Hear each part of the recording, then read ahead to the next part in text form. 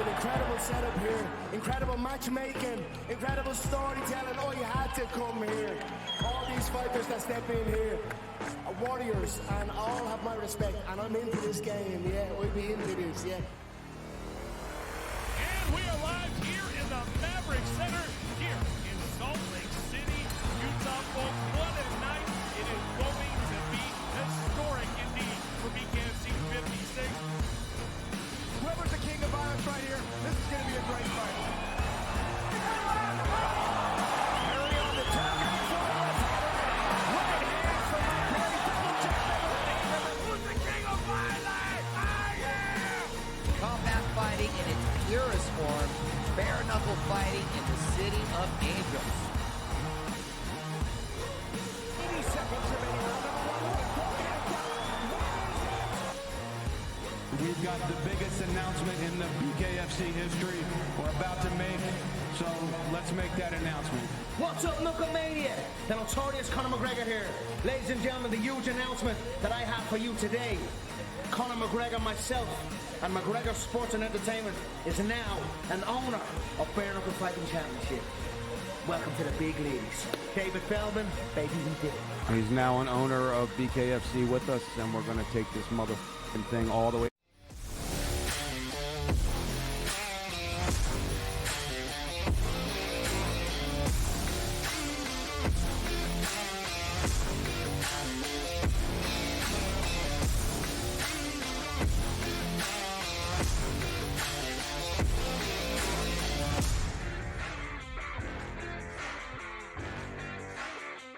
And welcome in. It's InGame Live Prime Time on a marvelous Monday evening. Scott Wetzel, Dave Sharapan for the next 2 glorious hours as we take you right up until 8 p.m. Eastern Time, watching and more importantly betting and most importantly hopefully winning with the boys in Vegas. Baseball.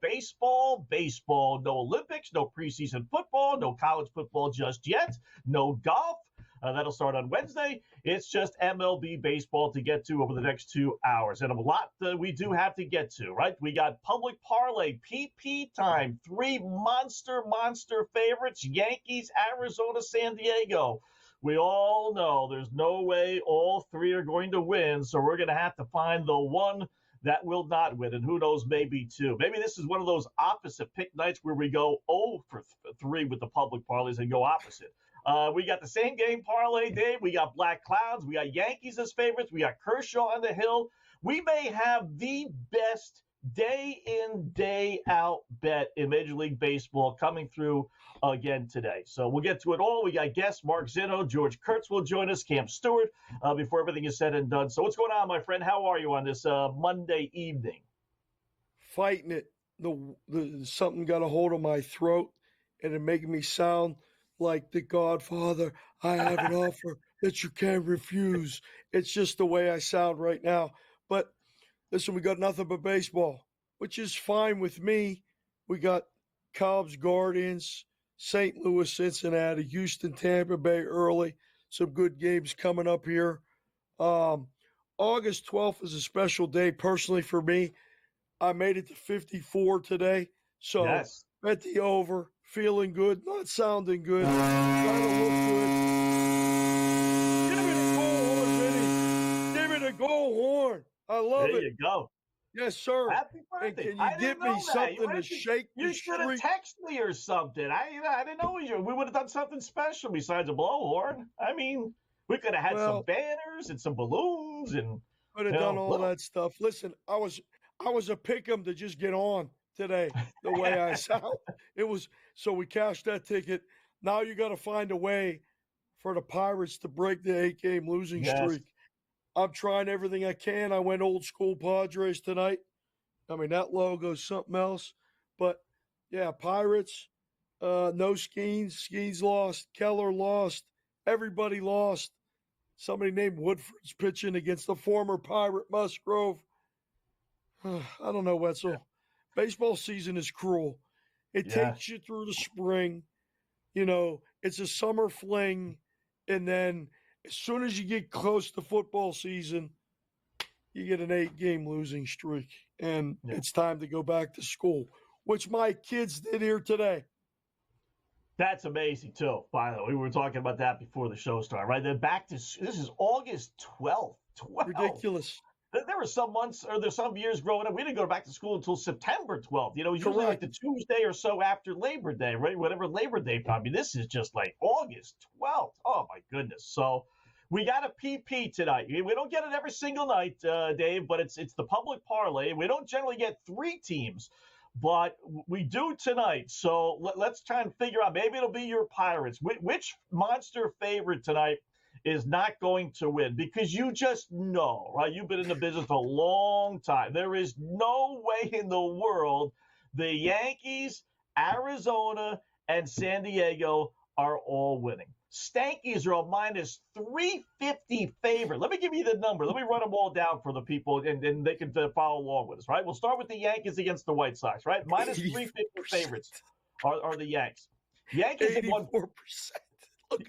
That's the biggest. I think that's the biggest smart projection of the season. 84% for a baseball game. Go ahead, continue. On the road. Imagine if the Yankees were at home, right? But the Yankees, get a load of these numbers. I mean, how could you? How are they going to lose? Luis Gil, G-I-L. I don't know that's Gil to me, but somehow or another it's Gil. But okay, good old Gil has won his last 6 out of last 7 road starts. The Yankees have won 5 straight road games overall. The White Sox have lost 24 of 25 games. They've lost their last 56 games. This is my favorite one. They've lost their last 56 games when the opposition scores 4 runs or more. So you might as well bet the team total and the Yanks, right? So the Heels 12-5, and they got some guy Kai Busch 0-1 on the hill for the White Sox. So how in the world are the Stankies not going to win that one? Then we flip over to Arizona, where we got the red-hot Arizona Diamondbacks. They've won 21 of their last 27, including 11 of their last 13. They just took 3 out of 4 against Philadelphia. They've won this guy, Brandon Fadd's, last 6 home starts. So they're 6-0. Meanwhile, Bradley Blaylock, whoever the fudge that is pitching for Colorado, who has the second worst road record in all of baseball, 17 wins in 60 road games. I mean, how is Colorado going to win that game? And then the final one, Dave, is your Pittsburgh Pirates. I hate to say it against San Diego, but San Diego's red hot. They're 14-3 their last 17 games. Pirates have lost 7 in a row. Jackson Merrill is on fire, the rookie for the Padres. He's got 4 homers in his last games. How it's 2-1. That's the modest of all 3. But how are the Padres not winning that one? So we know, right? You know all 3, Pirates, Arizona, and the Yankees are not all winning. So which is the one, at least one that doesn't win, going to ruin the parlay? The reason why the PP public parlay doesn't win is because of Musgrove and him having a bad start coming back. That's the only way I see this happening. The Pirates get to him, or he leaves early and they get to the bullpen. But the Padres bullpen is top. I would put them in top 5 in baseball at this point. These things do come in. We're getting ready for college football season, and when you get a bunch of teams versus directional state, different teams, and you parlay 3, 4, 5 money lines together, those tickets cash in college football. Right. I give this a better chance of cashing than not cashing. You said it pays like 154. Right. That's fair. I just can't believe how absurdly priced the Yankees are. I mean, the books are desperate to get any money on the White Sox. So I think the Yankees win. I think the Diamondbacks win. I'm not just saying it because I'm dressed like Tony Gwynn in a Dave Winfield-like Padre jersey and Padre logo from back in the day. I love this thing. I think the Padres are the one to get you. Yeah. Yankees are even minus 210 laying at 1.5. This reminds me, Dave, of what was it? The 98 Yankees who won like 115 or whatever it was games. And I remember dealing with my local Louis the Lip Bernie, right? Good old Bernie in red. it would be, forget 1.5. It was 2.5 2.5 minus 2-1. Like that's how crazy it was. And then the Yankees would win every game 5-2, 6-2. And I remember talking to the guys and they were like, yeah, we got it. I'm like, Bert, it's 2.5. What are you kidding me? Laying odds as well.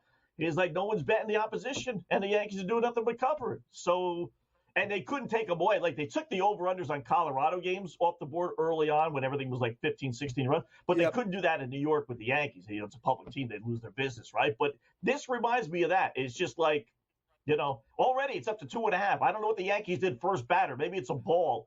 It's all of a sudden 2.5 on FanDuel minus 132, right? I mean, how high will this go? Situations, there's no defense as the book other than to price you out of the market. That's the only thing you can do. And with all these books at different places, there's somebody that's going to do it. If Bernie wouldn't do it back then, maybe you didn't, maybe you passed, because you didn't want to call another guy and get another this, another that. Right. So he just said, if anybody's betting it, that's your FU price. You can bet it then.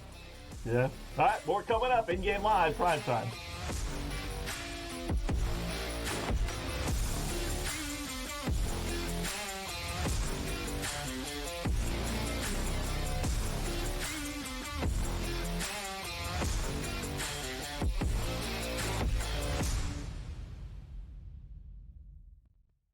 Let's go. Welcome to the Live Golf Team Championship. The golf has been mesmerizing. They are the Live Golf Team Champions. Team golf is back. Oh, yes! Are you ready? Let's go!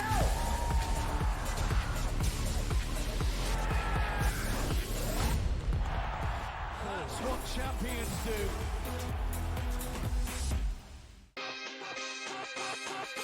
What is the ceiling for this kid? Now that he's got the money, and we saw something click with him, what is the ceiling for a Jordan Love in this Green Bay team?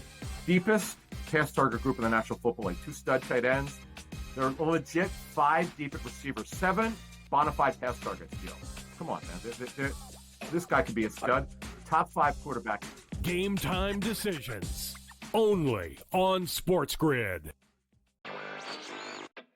It just goes to show you how special this guy is, and I can't figure out why he doesn't cut through like the Tiger Woods of the world in that kind of dominant fashion in years past. He stepped up to the tee box on the 14th hole, and he was 60-1 to win that golf tournament. He was trailing by 6 shots, and he comes out on top.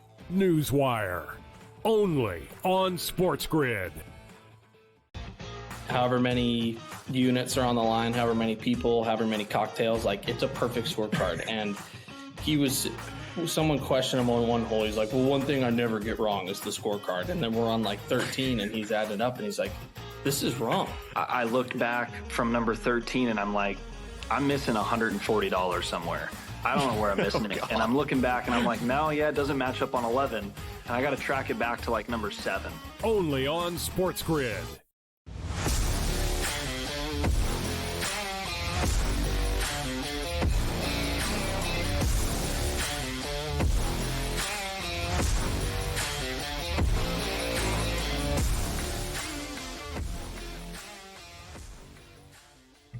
All right, welcome back in-game live, prime time here on the grid. Scott Wetzel, Dave Sharapan until 10 p.m. Eastern time, and it hit again.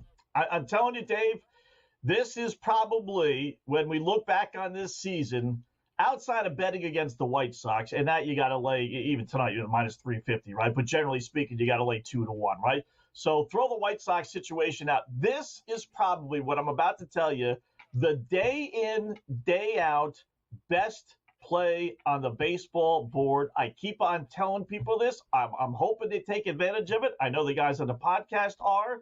And that is bet on the opposing pitcher's strikeout total over when they're facing the Red Sox. It is just amazing. They got some guy, Tyler Mahle, on the hill for the Texas Rangers, right? He's played 1 game this year. 1. He threw 5 innings against the Astros last time out.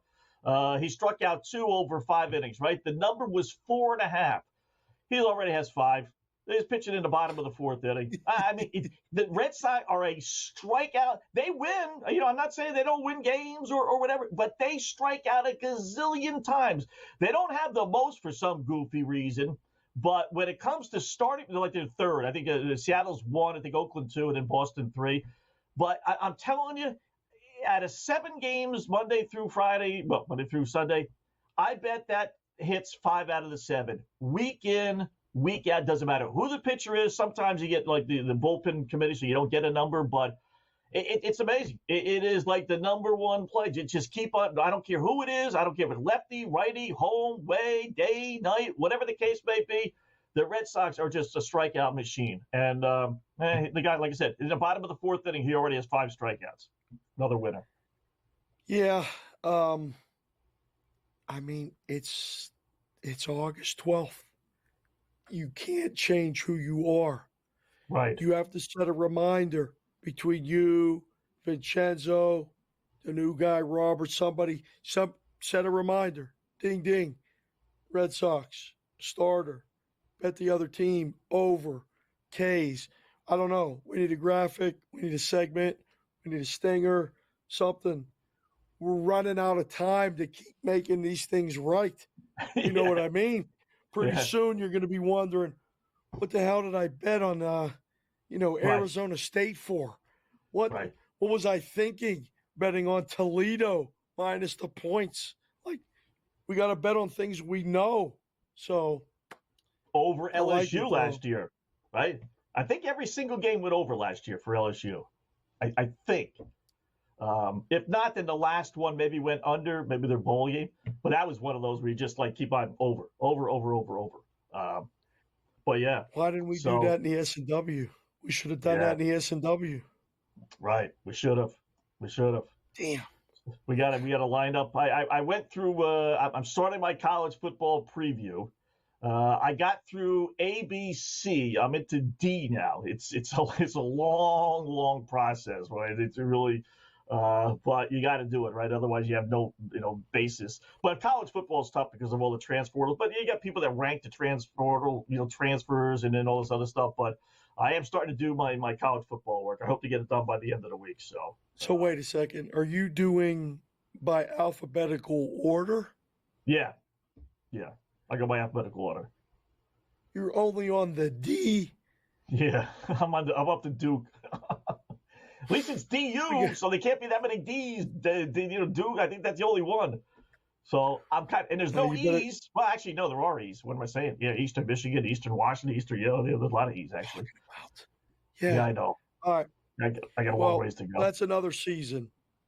So, we got to get to some baseball season specials, though. We're going to have Kurtz on, Zeno on.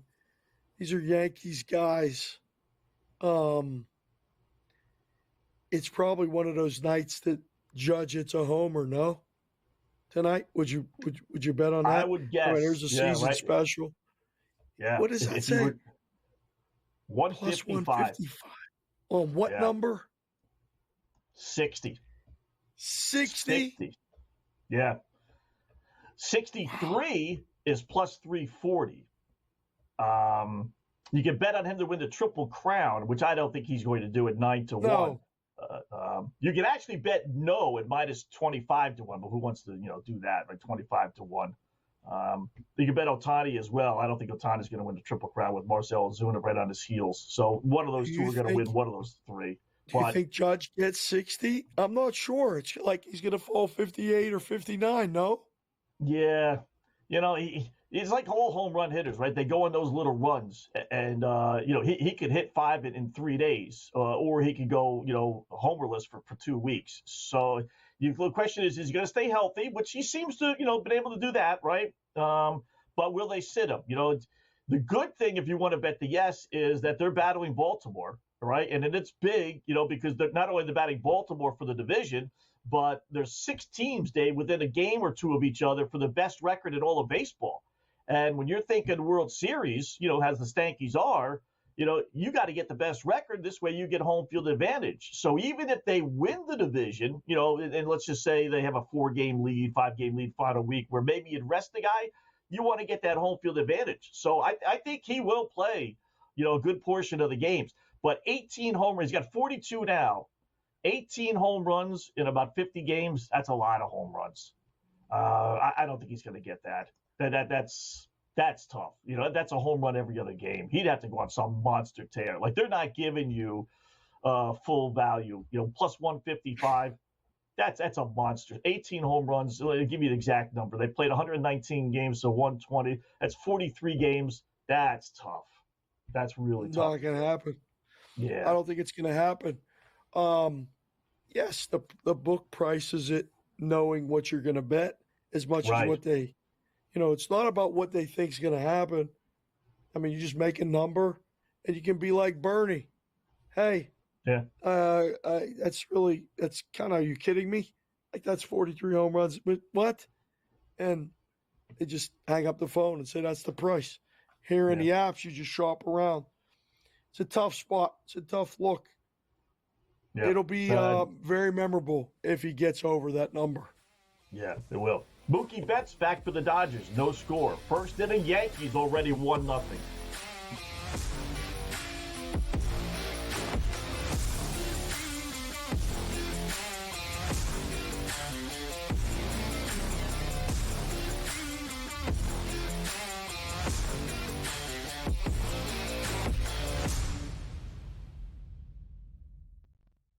Let's go.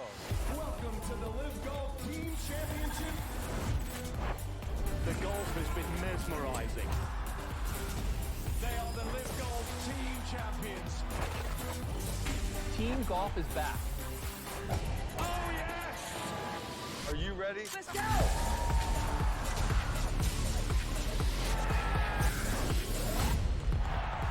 That's what champions do.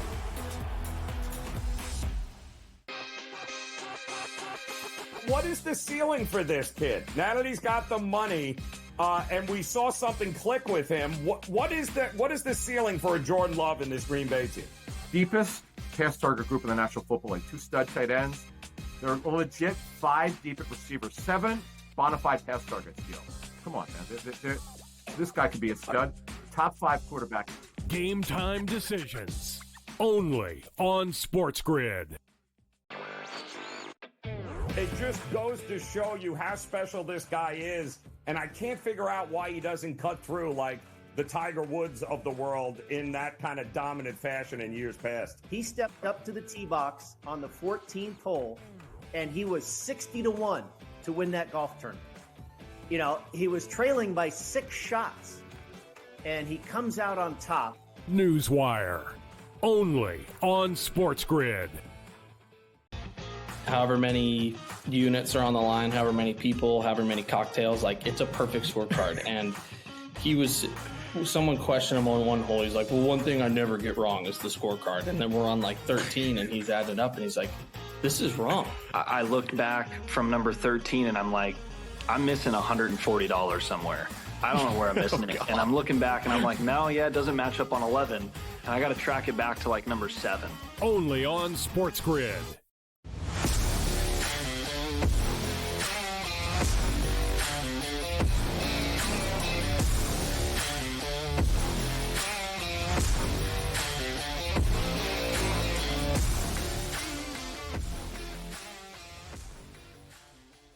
Welcome back, InGame Live, PrimeTime on the Grid on a marvelous Monday. Scott Wetzel, Dave Sharapan until 10 p.m. Eastern Time. Keeping an eye on Major League Baseball. We got a number of games underway. Just a quick little recap before we get to the NFL here for a second, because I found an interesting trend in the NFL that hit 5 out of 6 this weekend, and I think, makes sense. So first up, Cincinnati 6-1 over the Cardinals. They play in the 7th inning. That's basically unbettable. Cleveland beating Imanaga 7-3. That's a bit of a surprise. Guards at home, 7-3, bottom of the 6th inning. Houston all over Tampa Bay 6-1. Valdez back on the hill today after throwing that near no-hitter last time out. How about the Red Sox? 1-0 over Texas, leading in the bottom of the 4th inning. Rangers plus 176. Want to dabble on that? Minnesota 4-2 already over Kansas City. So much for the under with the Royals. Joe Ranieri loved that one, but it's 4-2 in the second. Over-under now is 12.5. Dodgers and Brewers. I do like the over team total. Brewers 3.5 because Kershaw's on the hill for LA, and he has yet to pitch into the fifth inning in 3 starts. So no score in the second. Mookie Betts back for the Dodgers tonight. And the Yanks, Aaron Judge already an RBI double. Not a home run, but a double. 1-0. They lead the White Sox bottom of the first inning. So now the Yankees are minus 520. Let's see how high they'll go. You think it'll hit? Now, sometimes, in a 10-0 game or something like that, they don't give you a money line. But how high do you think they'll go? 2 things. How high do you think that'll get tonight? And how many, like, was that a popular bet with the real wise guys? How many people actually came into the books today and said, forget money line, or forget the laying the 1.5, I'm going to lay the minus 350? Did the real wise guys do that or no? That's a parlay piece, like you like to call it. It's involved in every single parlay. I want 951, the Cardinals. I want 953, the Dodgers, and then, throw the Yankees in there, whatever their game number is, 967. It was always the add-on at the end. Can't leave if you do a baseball parlay today without the Yankees. Now, maybe at some point, the first bet, minus 300, maybe minus 320, was on the Yankees. If you need a point of reference or context of what it's going to be, look at the Astros number right now. They're up, 6-1 against the Rays. Framber on the hill on the road. They're up 5 in the, third inning? No, 6. They're minus 10,000, so 100 to 1. It's going to be 100 to 1 if the Yankees score another run. You got to go from minus 350 to minus 550. If they get up 2 runs, maybe it'll be a number between minus 750, minus 8. And then a 4-run lead, forget about it. It's done. You might take it off the board. I don't know if there's enough zeros in the algorithm, Wetzel. So, but then no one real, and I say no one, but modestly, like that wasn't a play. Like there wasn't a guy that just said, give me the Yankees minus 350. Here's $10,000. I'm going to win $3,500, whatever it ends up being, and walk away. They wouldn't do that, right? That's too big of a number for someone to do. Oh no! They did that. Yeah, they did that. They laid that. Yeah. This morning, it was minus 310. It closed minus 350. So there was at least one limit play in between there. That wasn't all parlays that moved that number. Somebody said, give me here's 32,000 to win 10. Absolutely, they do that. So, yeah, I mean, if a team is that undermanned, like the White Sox, I mean, what would you make that number? If the guy that bet that thought the price should be minus 400 or minus 450, and he only had to lay 320. In his mind, that was value. Yeah, it is. You compare it to a football game, right? A favorite 7-8 point favorite, I think, would be like minus 350. I think there's a better chance of that 7-8 point underdog in football winning than there is the White Sox winning against basically anybody. So, found an interesting trend. Dave, let me get your thoughts, because trends, as you say, it can be your friend, can be your enemy. You try and make sense out of some trends. So the best one I found was preseason games, same conference, 61 unders, 38 overs, including 5-1 this weekend. What do you make of that? I like betting under in the preseason if you're going to do it, but that is more than a coincidence. 100-game sample size? Yeah. Makes sense. I like that. Mark Zeno coming up next.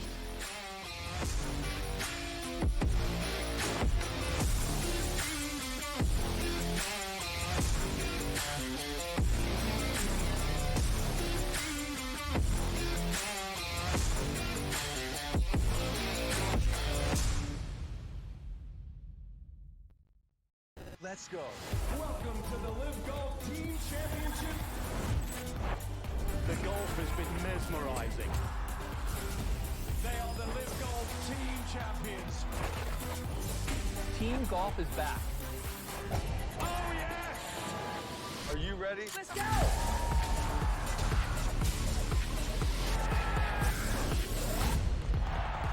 That's what champions do.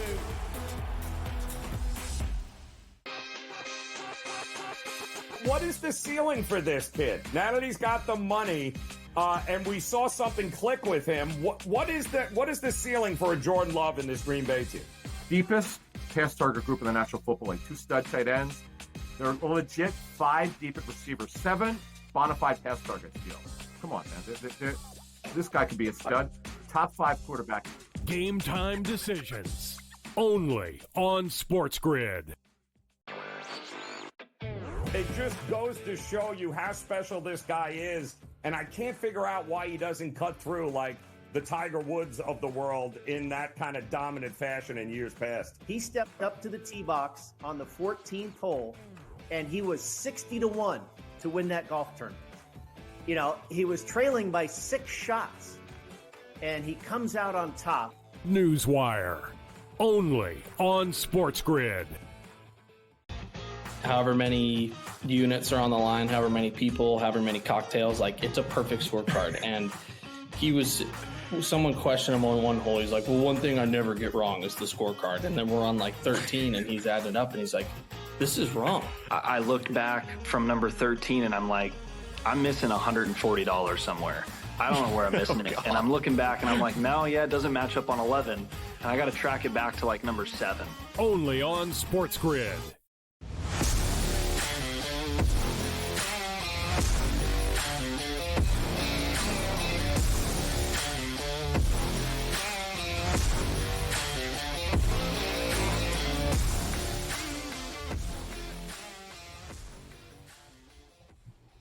All right, welcome back in Game Live, prime time on the grid. Scott Wetzel and Dave Sharapan up until 10 p.m. Eastern time. Joined now by our good buddy Mark Zitto. You see him all the time, different times throughout the day here on SportsGrid and Sunday nights between 8 and 10 p.m. Eastern time. What's going on, Mark? How are you on this Monday evening?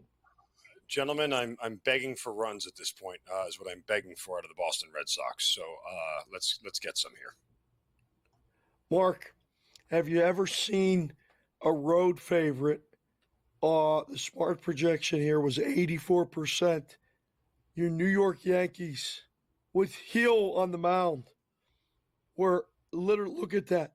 I mean, they closed minus 350 on the road. They're trailing 2-1 in the bottom of the first. Is it unload time on the Yankees or what? I mean, you kind of got to feel like you hope the Yankees, they're still a 2-1 favorite. If you can get this down to a minus 175 or less, it might be. I got time 160.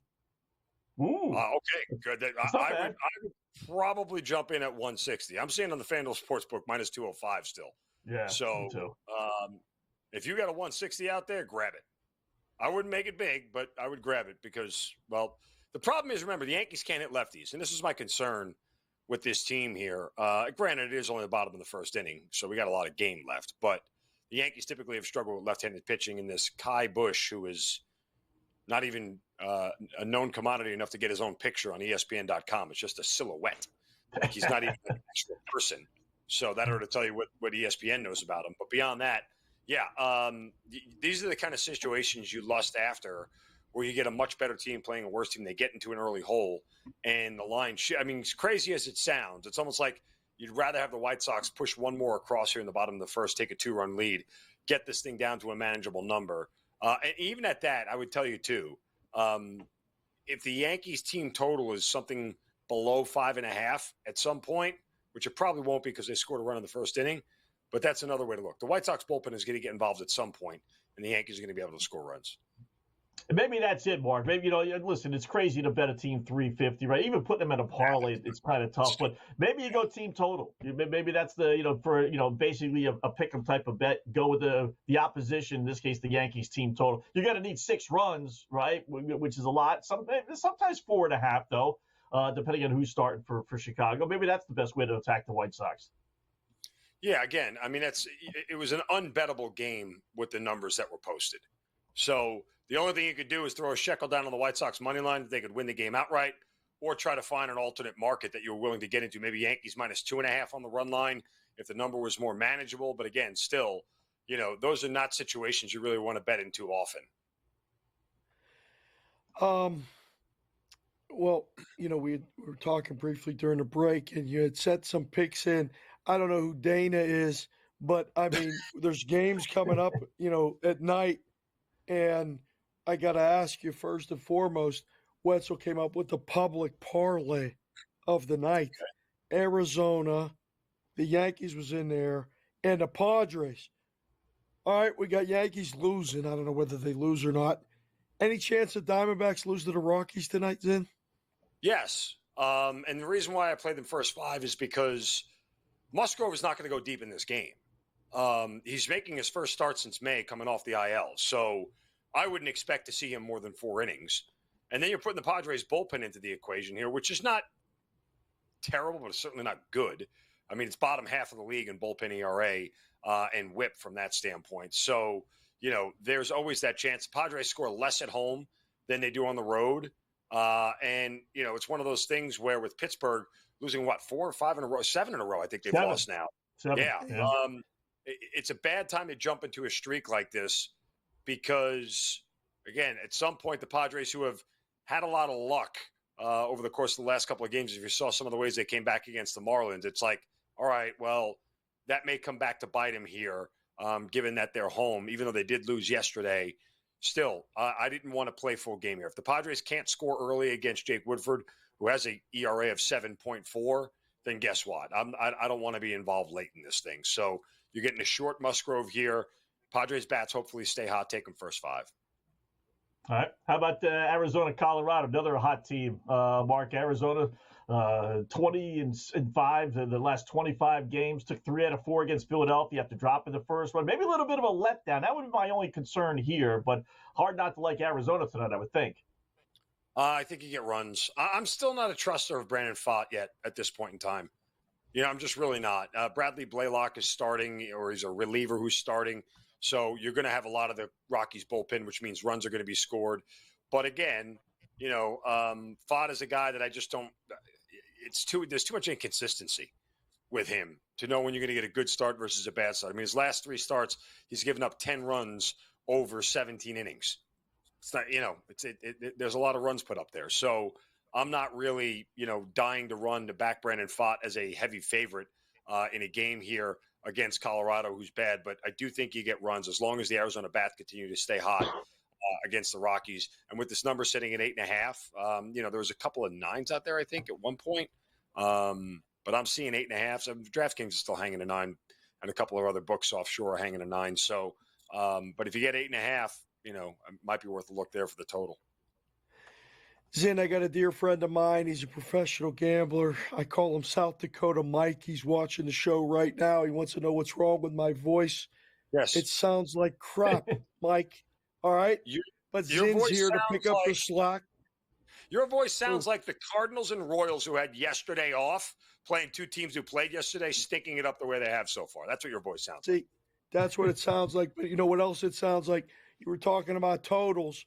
Look at the total in the Atlanta and San Francisco game. All right? You got Sale and Snell. 2 S's. It stinks. 6.5. What? This is not Pedro back in the day. And so, I mean, like, this.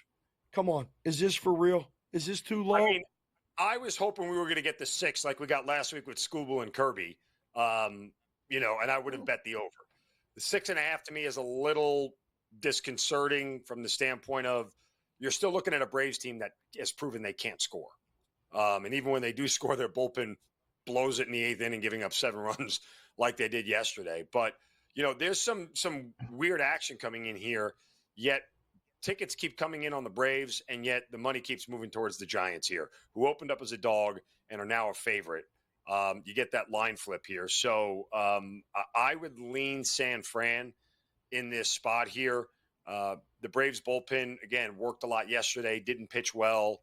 The Giants are just a little bit untrustworthy on offense at home.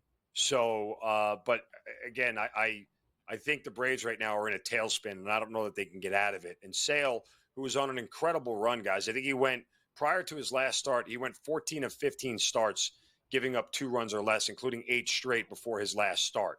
So his last start was not, the one you wanted where he gave up 3 runs, even though he did strike out 10 against Milwaukee and only 4 2/3. He gave up 9 hits as well in those 4 2/3. So, it's a tough sell for me to want to back Sale here in this spot. I lean Giants on the money line. He's your Cy Young winner, National League, or not yet? No, not. I mean, listen, if Skeens pitches the rest of the way out, they should not shut him down until they're officially eliminated. But he should pitch all the way through. I don't like tying team success into individual awards, but voters do that, right? And I have a hard time with Sale being the Cy Young from the standpoint of he's not making his team. Like, Skeens has made this team a playoff contender. Even though they're reeling now, it's a bad time for them to go on a 7-game losing streak. But the metrics and the numbers all dominate for Skeens. If he pitches the rest of the way out and continues to dominate, it's okay to give him the Rookie of the Year and the Cy Young. It's okay. He can earn them both. Yeah. I'm for one who's got an 18-1 ticket on Chris Sale. I hope you're wrong, Mark. More coming up. Mark Zinno here on the Grid. InGame Live PrimeTime.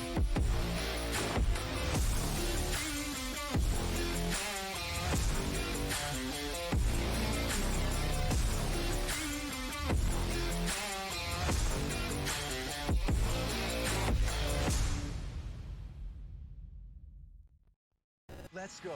Welcome to the Live Golf Team Championship. The golf has been mesmerizing. They are the Live Golf Team Champions. Team golf is back. Oh, yes! Are you ready? Let's go!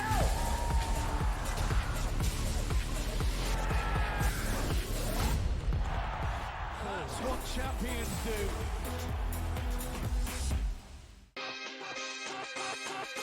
What is the ceiling for this kid? Now that he's got the money, and we saw something click with him, what is the ceiling for a Jordan Love in this Green Bay team? Deepest pass target group in the National Football League. 2 stud tight ends. They're legit 5 deep at receiver, 7 bona fide pass targets. Come on, man. This guy could be a stud. Top 5 quarterback. Game time decisions. Only on SportsGrid.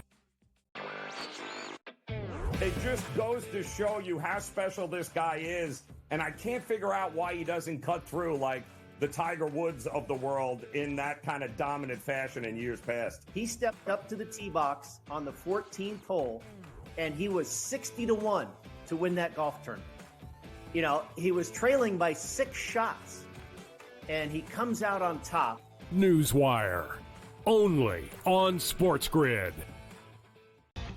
However many units are on the line, however many people, however many cocktails, like, it's a perfect scorecard. And someone questioned him on one hole. He's like, well, one thing I never get wrong is the scorecard. And then we're on like 13 and he's added up and he's like, this is wrong. I looked back from number 13 and I'm like, I'm missing $140 somewhere. I don't know where I'm missing it. And I'm looking back and I'm like, no, it doesn't match up on 11. And I got to track it back to like number 7. Only on SportsGrid.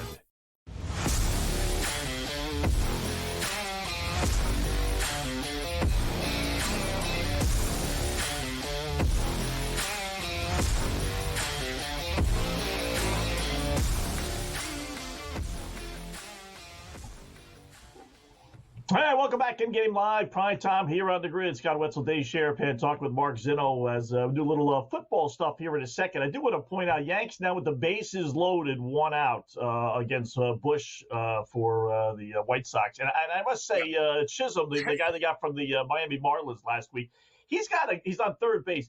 Guys, he's got a glove the size of my garage on his hand. I mean, there's got to be a rule about that, Mark, right? You can't be that possibly that big. Look at that thing. What is that? I remember when Doug Mirabelli, I think, wore a first baseman's glove, an exaggerated first baseman's glove, catching Tim Wakefield's knuckleball. I always thought that there was something illegal about that. Oh, by the way, Kai Busch has walked 4 batters through an inning and a third. The Yankees only have 2 hits. So, this is going to get ugly real quick for the White Sox.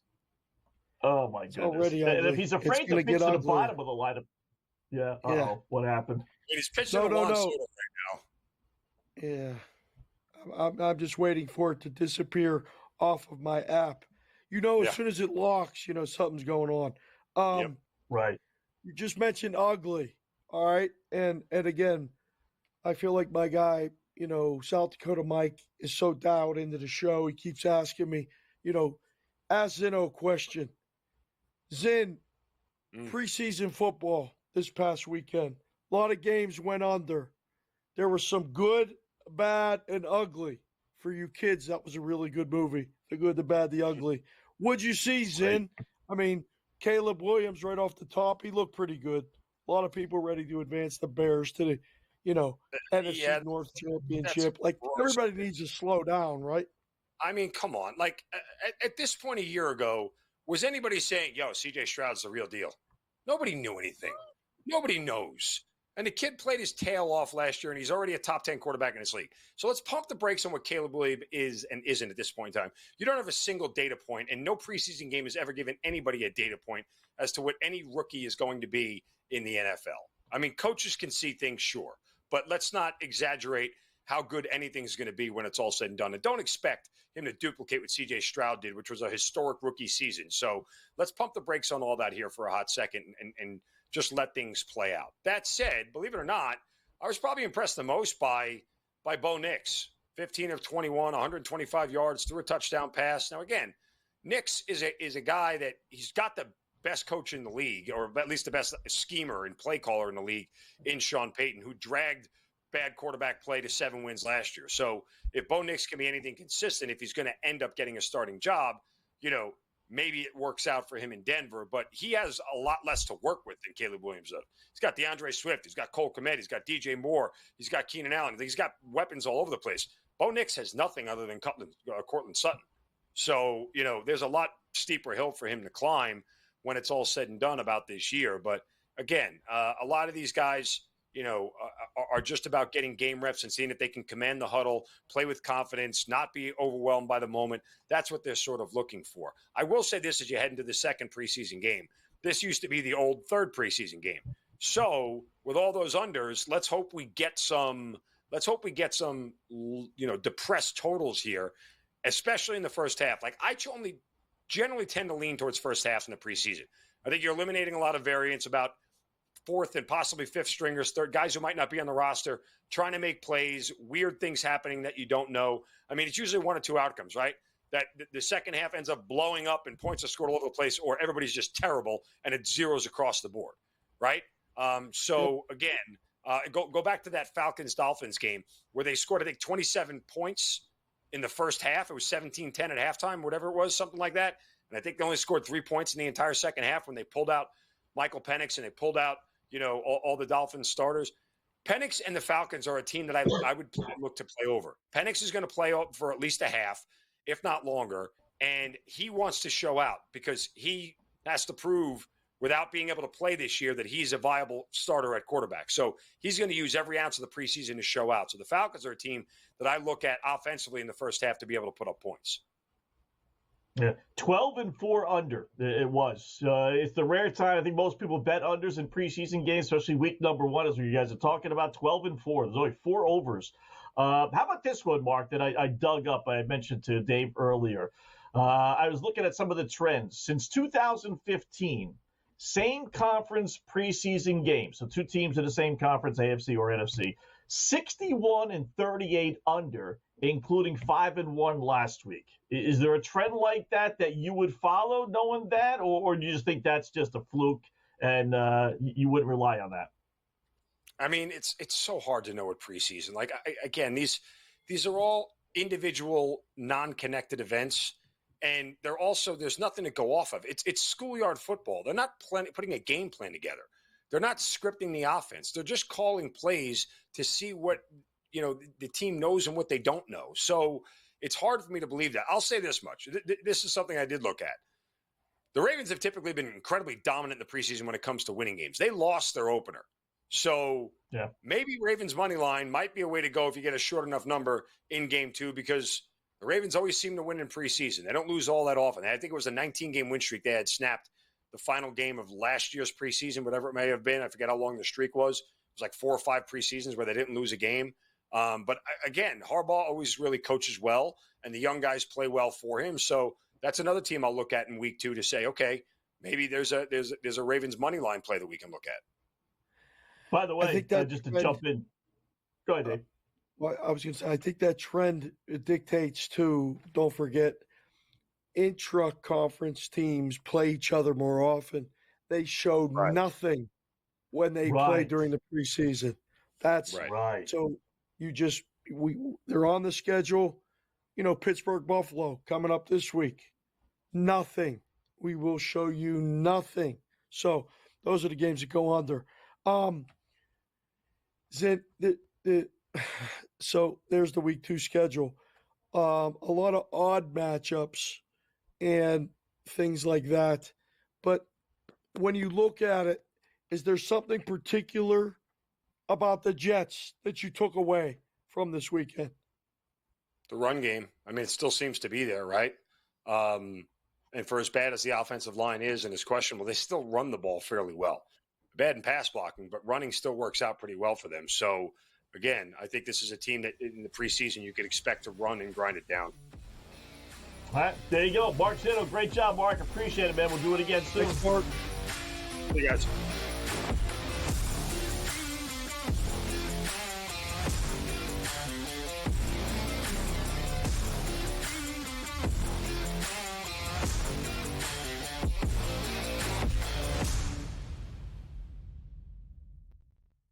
Let's go. Welcome to the Live Golf Team Championship. The golf has been mesmerizing. They are the Live Golf Team Champions. Team golf is back. Oh, yes! Are you ready? Let's go!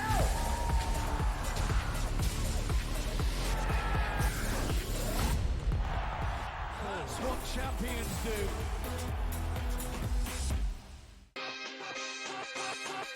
What is the ceiling for this kid? Now that he's got the money, and we saw something click with him, what is the ceiling for a Jordan Love in this Green Bay team?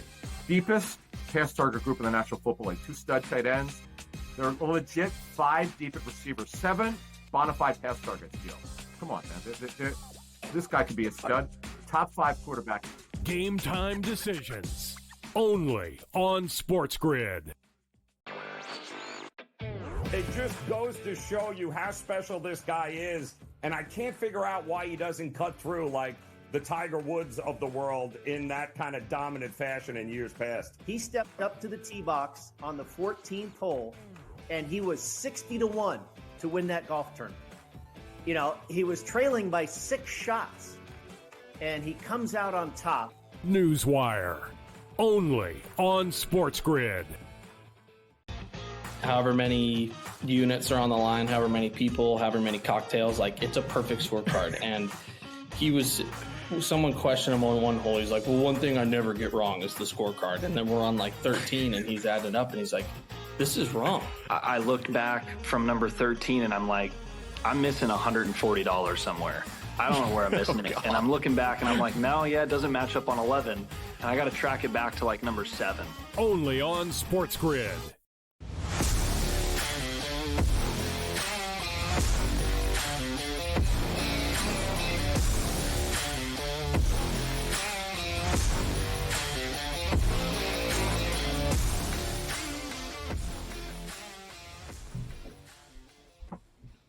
Hi, welcome back. In-game live, prime time here on the grid. Scott Wetzel, Dave Sharapan. Again, thanks to Mark Zito joining us there, doing a little NFL football, Dave. And before we get to the Black Cloud, you hit on it. Like, and this is what I mentioned at the top with the football stuff. Like, trends are great, but the best trends have reasons behind them. You know, you could have fluky trends. It's like, why is that? I don't know. Those are just anomalies.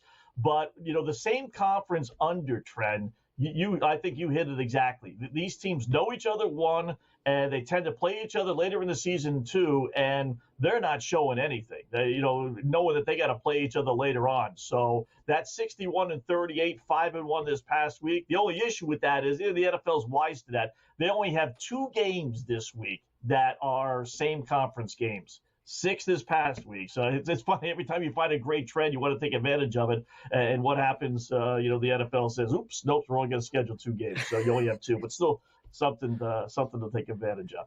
Trends are your friends. Cloud. Oh, go ahead. Right, I was just going to jump in real quick. Trends are your friends until they're not. And that's something you always got to remember because, like you said, they're good, then they're not. And then they don't call you back. They ghost you. It's no good. They're not always good for you. Give us the black cloud, please. All right, time for our best play of the day from the late games.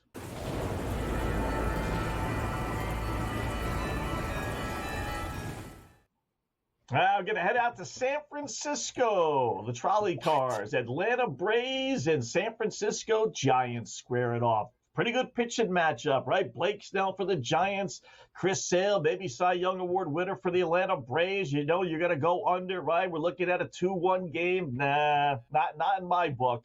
I think we're going to go over 6.5. Why? Well, the Atlanta Braves have given up 64 runs in their last 7 games. 64. Well, you may say, well, but Chris Sale is pitching tonight. Doesn't matter. He gave up, or at least the team gave up 8 when he last pitched against the Milwaukee Brewers. So whether Sale's in there or not, they're still giving up a ton of runs. The Braves also averaged 7.5 runs over their last 5 games. So they're actually scoring themselves. I mean, both of these teams are capable of getting to 7 all by themselves, let alone combined. And Blake Snell, listen, he's done very well over the last month or so, but it's still Blake Snell. He still throws 1,000 pitches in 5 innings. You're still going to get the Giants bullpen. 6.5, needing 7 runs, 4-3, 5-2. Like I said, the way the Braves have been giving up runs lately, giving up nearly 10 runs a game over the last week, how can't you go over 6.5? I love this play, Dave. Give me over 6.5 Atlanta, San Francisco. I'm surprised. I thought you were going to go under with the 2 really good pitchers and et cetera, et cetera. So you caught me off guard. I like this one. I don't always like it. Some nights I like it. Some nights I don't. But I'm thinking like you. The Braves blew an 8-1 lead last night, right? Yesterday in Colorado. They burned the whole bullpen. Now Sale's going to give him a quality start. But if he doesn't, this game flies over, okay? I think you need both Snell and Sale to take their teams into the 7th to keep this thing under. So if you think they can, go under. Fade the black cloud. It's worked before, but I'm with you. I like the over.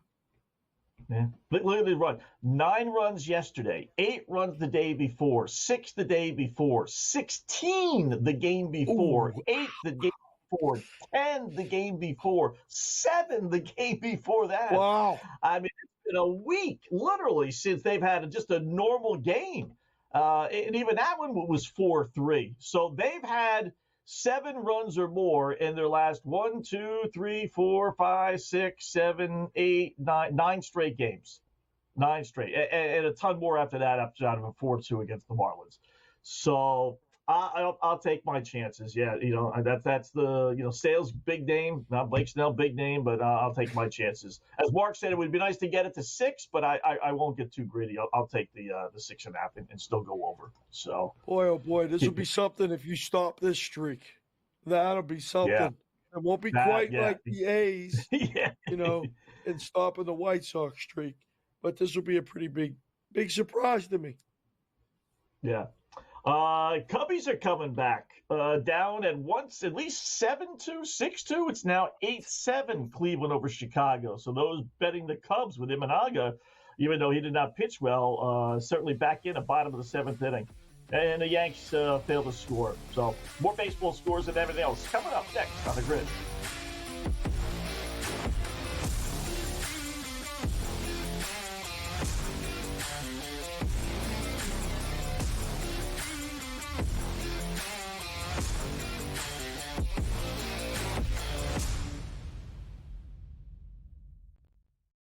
Let's go. Welcome to the Live Golf Team Championship. The golf has been mesmerizing. They are the Live Golf Team Champions. Team golf is back. Oh, yes! Are you ready? Let's go!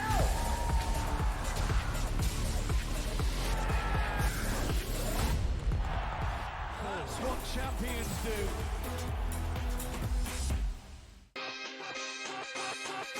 What is the ceiling for this kid? Now that he's got the money, and we saw something click with him, what is the ceiling for a Jordan Love in this Green Bay team? Deepest pass target group in the National Football League. 2 stud tight ends. They're legit 5 deep at receiver. 7 bona fide pass targets. Come on, man. This guy could be a stud. Top 5 quarterback. Game time decisions. Only on SportsGrid. It just goes to show you how special this guy is, and I can't figure out why he doesn't cut through like the Tiger Woods of the world in that kind of dominant fashion in years past. He stepped up to the tee box on the 14th hole, and he was 60-1 to win that golf tournament. You know, he was trailing by 6 shots, and he comes out on top. Newswire. Only on SportsGrid. However many units are on the line, however many people, however many cocktails, like it's a perfect scorecard. And he was, someone questioned him on one hole. He's like, well, one thing I never get wrong is the scorecard. And then we're on like 13 and he's added up and he's like, this is wrong. I looked back from number 13 and I'm like, I'm missing $140 somewhere. I don't know where I'm missing it. And I'm looking back and I'm like, no, yeah, it doesn't match up on 11. And I got to track it back to like number 7. Only on SportsGrid.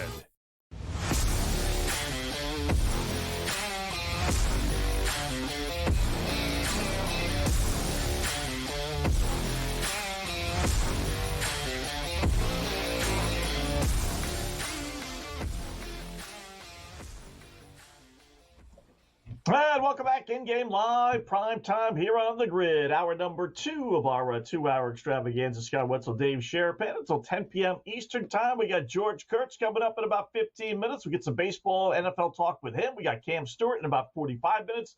We'll do the same with him. In the meantime, it's wall-to-wall baseball, a little NFL thrown in there as well. So, Dave, we got a couple of games.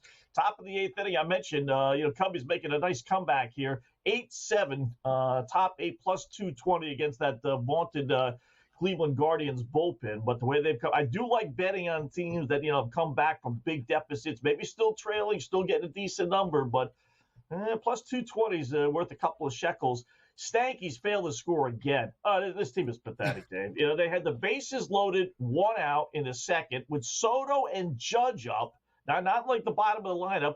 Soto pops out to the third baseman and Judge flies out to deep right. Don't score. Then they just had runners on first and second and 1 out. And Chisholm, of all people, the fastest guy on earth, grounds into a double play. So its line is down to 1. It's 174 now. I saw it at 164 a second ago. But this goofy Yankee team might lose as minus 350 favorites today. It's only the 3rd inning. Relax. We'll have Kurtz on. He'll probably have. I will guarantee that Kurtz has the Yankees tonight. I'll give you that. You want to bet? Let's bet that Kurtz has it. Either on the run line, minus 1.5, minus 2.5. George ain't afraid of nothing. But how many runners do you think the Yankees have stranded through 3 innings? Well, it's at least 4. Right, because they had the bases loaded, so there's 3. They ran into a double play, so it really should be 1 more, but that only counts as 1. So there's 4. I don't know if anyone got on base. Probably someone got on base. So what's that, 5? 5? 6. Yeah, Judge got on base. 6. 6? Oh, 6. Through 3 innings. Ugh. Can't always control it. I mean, you make the bet, you live with the result. You hear that expression, wrong side, winner, right side, loser. It doesn't feel any better when you handicap it right and you still lose. I mean, the Yankees have had numerous opportunities so far for them to be leading, but let alone the game to be over. This is an over game, and it's still 2-1. Might be one of those nights that you might have to look to bet over a different number if you had the under. Wow. Kershaw pitching well so far. I did not see this coming. 2-0 Dodgers over the Brewers. The good news, well, I shouldn't say good because I got over, but the good news for Dodger fans is not only is he pitching well, he's only thrown 38 pitches through 3. So the inability of him pitch into the 5th in his first 3 starts, that's probably not going to be the case tonight. 3 strikeouts, 38 pitches through 3, allowing just 1 hit. So this is, the old Clayton Kershaw. This is the guy the Dodgers need. I'll tell you, Dave, when you look at the standings in Major League Baseball, it's amazing. Like I was saying this the other day. If baseball fans don't gravitate or stay really on Major League Baseball this September, then they just never will. They just never will. You got a terrific, not pennant race, but you got a terrific division race in the AL East, right, between the Yanks and Orioles. You got a pretty good one going on in the Central with the Guardians leading only by 3.5 over the Twinkies and only 4 by Kansas City. Yeah, it's neck and neck in Houston and Seattle in the AL West. Brewers, with a big lead, but okay, I'll get to them in a second. Dodgers, their lead's down to 3.5 over Arizona and San Diego. Philadelphia's falling apart a little bit. And then you got L.A., Milwaukee, Philadelphia, Cleveland, and the Stanks and Orioles all battling for the best record in baseball, which is key because it's home field advantage. So you have so many races. Like if fans don't stay with Major League Baseball this September, then they just never will. It's just football is just too big, and baseball season is just way too long. Well, I mean, you're talking to a baseball guy who sticks with the baseball anyway, but I agree with you 100%. This is going to be really fun. There's teams like the Pirates that have had really fun summers and are hanging on. Maybe they could turn it around the next week to keep this dream alive. The American League East has been excellent. There's so many storylines that, I think you don't have to like them all, but you can find something to kind of gravitate to. Pick a team and take a shot with them on a future, and you'll see how interested it'll keep you if you have a 25-1 to win the pennant, or, we'll have to start to look at the baseball exactas and stuff when we get closer to September, at the end. Mookie Betts is responsible for the Dodgers runs, by the way. Is he unbelievable or what as a baseball player? Comes back tonight, hits a bomb. Dodgers lead 2-0. Kershaw's pitching good. I mean, they're the odds-on favorite to win a National League. Have been since the beginning of the season. Continue to be, and are only getting healthier. Look out. This is like old time. This is like old time Dodgers, right? Kershaw on the hill, not necessarily old time, but Betts coming through with 2-run homer, right? This is why people like this game will be like. This is why we believe in the Dodgers, because the lineup, top to bottom, or at least top 5. Who's got a better top 4 or 5 than them, right? With Ohtani and Betts and Freeman, and Hernandez and even Lux. This would be the way. If Kershaw goes like 7 innings and throws 4-hit shutout or 1-run baseball, it's like, okay. Every once in a while, you get a glimpse of what the Dodgers can really do. But you saw the standings there. I mean, the odds, it is up for grabs, though.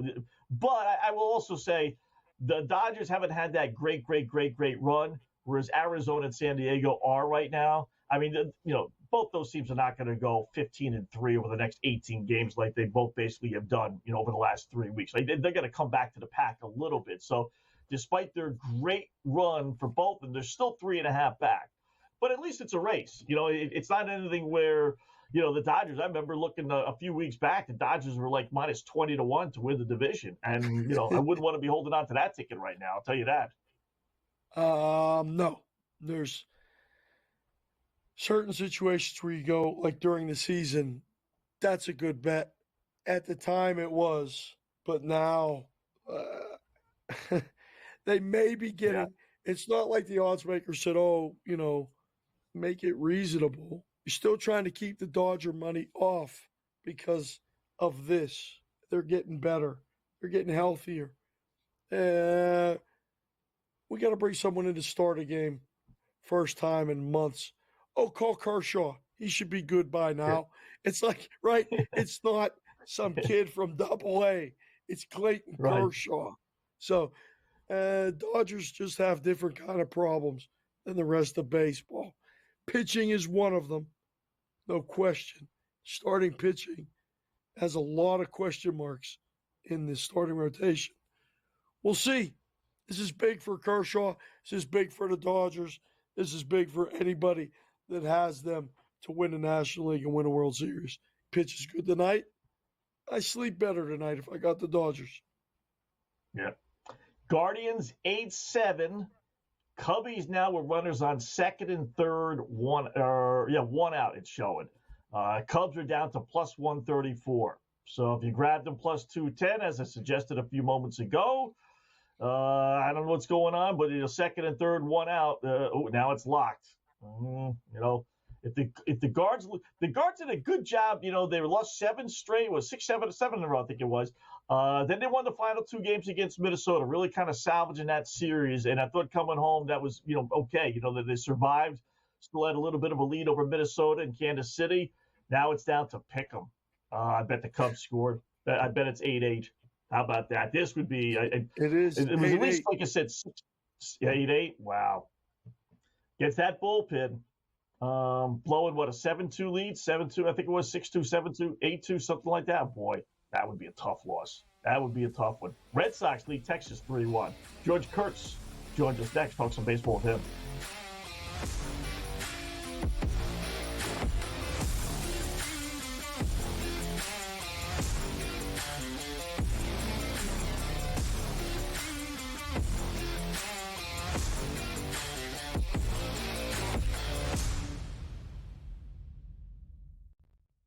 Let's go. Welcome to the Live Golf Team Championship. The golf has been mesmerizing. They are the Live Golf Team Champions. Team golf is back. Oh, yes! Are you ready? Let's go!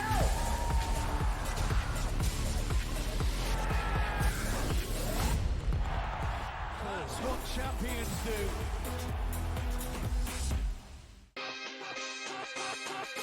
What is the ceiling for this kid? Now that he's got the money, and we saw something click with him, what is the ceiling for a Jordan Love in this Green Bay team?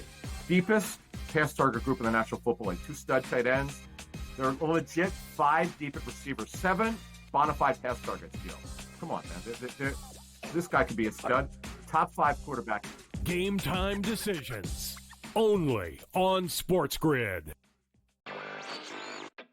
It just goes to show you how special this guy is, and I can't figure out why he doesn't cut through like the Tiger Woods of the world in that kind of dominant fashion in years past. He stepped up to the tee box on the 14th hole, and he was 60-1 to win that golf tournament. He was trailing by 6 shots, and he comes out on top. Newswire. Only on SportsGrid.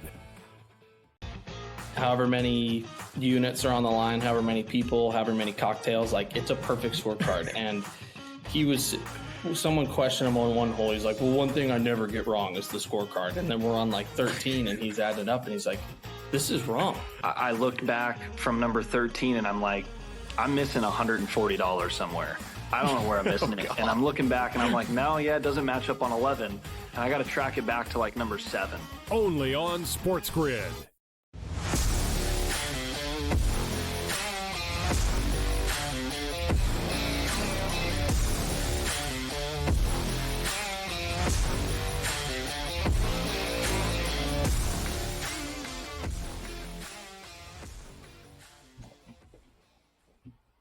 All right, welcome back. In-game live, prime time on the grid. Talking now with our good buddy George Kurtz. A little baseball, maybe a little NFL with him, as we have a marvelous Monday filled of MLB action, including your Stankies, George, in which they left the bases loaded one time. They had runners on first and second, one out another time, couldn't score.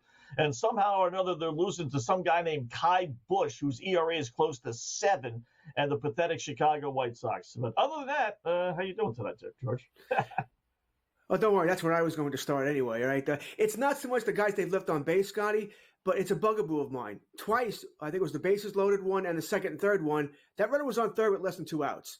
They just can't get productive outs. I mean, you're talking a fly ball. You know, I'm not asking for a grand slam. I'm not asking for a double up the gap here. Just get the run in, productive outs, and they can't do it. This is why I have a hard time believing the Yankees are going anywhere. If you can't do this against the White Sox, and by the way, this has been a problem for the Yankees actually for years of non-productive outs. They keep waiting for the 3-run home runs. It's Earl Weaver baseball here. But if you can't do this against the White Sox, how are you beating anybody when you get much better pitching? You're right. This guy throwing tonight, he's throwing softballs up there. Everything's like a long looping curveball. You know, and they're still not hitting him. You know, well, they still can't hit him when anybody's on base. And once again, on cue, runners on first and second, nobody out.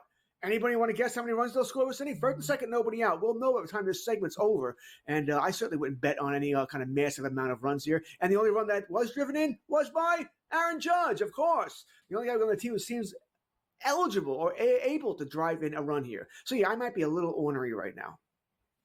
It's almost a mathematical improbability. The Yankees have had 9 base runners in 3 innings or 3+ innings, and they have 1 run. It's like the guy's given up 4 hits. He's walked 5 batters. If I gave you that line score, right? I mean, you'd guess, 3, 4 runs, and somehow or another, it's only 1. But we'll see. They got runners on first and second, as you mentioned. Let's see if they can poke across the run. Did you have the Yankee? I mean, forget what you had. Would you now bet? It's minus 370. It's crazy. And even on FanDuel, they're giving you minus 2.5. I've never seen a team be down 2-1, and the general line they're giving you is 2.5 runs and minus 110 odds. They're making it impossible to bet the Yanks. They really are. You know, Scott, you and I have complained when the books caught up to us about the extra inning thing, right? About they taking away our totals when in the 8th inning when we wanted to bet the over because it was going to go to the extra inning with the stupid ghost runners. I think now the books have also caught up that we want good teams, theoretically good teams, to be down against bad teams and then attack the bullpen for that bad team, right? I think they've caught up to us now because I'm seeing this a lot. All right, when the Marlins are up, all of a sudden we're not getting a great line with the other team trailing, even though they can be down a run. You really need the good team now to be down 2 runs, maybe even 3. And by the way, lovely Yankees again, a pop up, first and second, nobody out, another pop. Scott, if they don't score a run this inning, I am just going to flip out. I'm telling you, I'm ready to bounce off the walls right now for what's going on in this game. And then I think they're going to beat. I do think they're going to beat the Sox. And Aaron Judge is up this inning, so we'll see. And he came real close to a grand slam his last time up. He was about mid-track in right field. But I have no doubt also if Soto's up now, if he does something where he just gets the runs to second and third, well then Judge ain't batting. Right. Oh, yeah. They'll walk them for sure. For sure. We had a PP, George, a public parlay. Yankees big favorites, Arizona big favorites, and San Diego big favorites. And I said, before the show, well, during the show, there's no way all 3 are winning. It's impossible. The public doesn't, win parlays like this. So which one of the 3, knowing what we know right now, is going to lose tonight? Well, I like this parlay. I like this parlay. This is a pure chalk parlay, right? This is right up my alley here. But you're asking which one I'd be most worried about? Well, it's probably San Diego, right? Musgrove making his first start in forever. Machado's getting the game off here. So that's the one. Now, don't get me wrong. I like this parlay. I'd have no problem betting this parlay whatsoever. But if your question is which one am I most worried about? Well, it has to be the San Diego Padres. Yeah. How about the late games? We got Toronto Angels. I don't know. That's almost unbettable just because it's just such a dead game. But who knows? Maybe that one. Colorado, Arizona, Pittsburgh, San Diego, Atlanta, San Francisco. What do you like in those 4 late games tonight? By the way, Scott, it's going to come true. Soto ground out, second and third, 2 outs. They'll walk Judge, and we'll see what. I get Stanton who may be up next. It just makes me laugh. It's just the Yankees are so damn predictable. Oh God, late games. Listen, what would Cam call it? Dumpster diving with Toronto and the Angels? Hey, I bet every Angel watched the national game over the weekend, right? Even the early one yesterday. So give me the over. All right, the over. I kind of lean towards the Blue Jays as well, but I haven't pulled that trigger yet. We'll see in the next 20 minutes if I decide to change my mind and take the Jays there. And they did walk Judge, by the way. But I'm on the over in this game. I already told you that I like San Diego over Colorado. I mean, it's hard not to like them. I think the only question is, well, do you want to play them on the money line, run line? I went the run line, by the way. Do you want to put them in a parlay? Don't have any issues with that as well. Yeah. I kind of, believe it or not, we make fun of it, but I kind of like the over Toronto and the Angels as well. This guy Davis Daniels has been awful, but he's only in there just because it's the Angels, right? But Toronto 10-2 over run as road underdogs as they are here, 9-2 over run against losing teams. So I know it sounds goofy, but sometimes, George, you get the most value, if you will, or the best line. I hate that word value. The best line when you have two teams that the boys in Vegas figure out no one's going to bet that. You got Arizona, it's red hot. You got San Diego, red hot. So maybe the Angels and Blue Jays are the best way to go with the late games. Yeah, so I don't mind betting. I guess bad games. And by the way, once again, the Yankees did not score. Stanton, wow, he swings at a pitcher we need a 9-iron to hit, and then he check swing strikeout. It was a borderline call, but it's 50-50. Could have gone either way, and he's out. The Yankees just amazing. So what is it up to now? What'd you say? 9 runners left on base in 4 innings? Yeah. Way to go, Yankees, against the double-A team here. And that's probably being kind, maybe as a single-A team. Oh, hey, maybe Grady Sizemore is the new great manager, and it's all about Grady now. I'm aggravated to no end right about now. But, yeah, I have no problem betting on bad games. If we think the line is right or we have a side we want to play, why not? Like I said, I bet every Washington National Angel game over the weekend. 1, 2 out of 3. So the Angels came through for me. I bet against the Nationals mainly because C.J. Abrams was also out all weekend, so I thought they would have trouble winning games here. So I don't mind dumpster diving. Yankees, 11 base runners in 4 innings with 1 run. Amazing. They're going to lose to the White Sox. You wait. All right, quick little break. We'll get some more baseball, maybe some football thoughts from George as well. In-game live prime time. Unbelievable.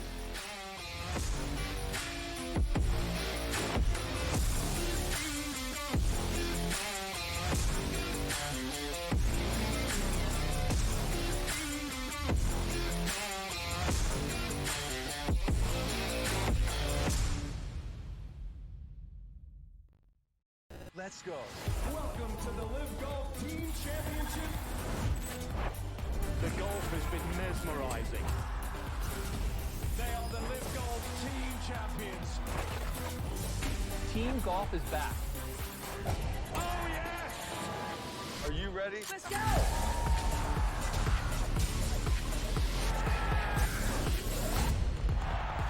That's what champions do.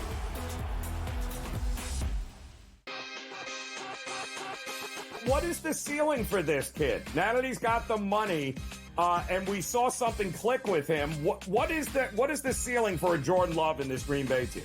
Deepest pass target group in the National Football League. 2 stud tight ends. They're a legit 5 deep at receiver. 7 bona fide pass targets. Come on, man. This guy could be a stud. Top 5 quarterback. Game time decisions. Only on SportsGrid.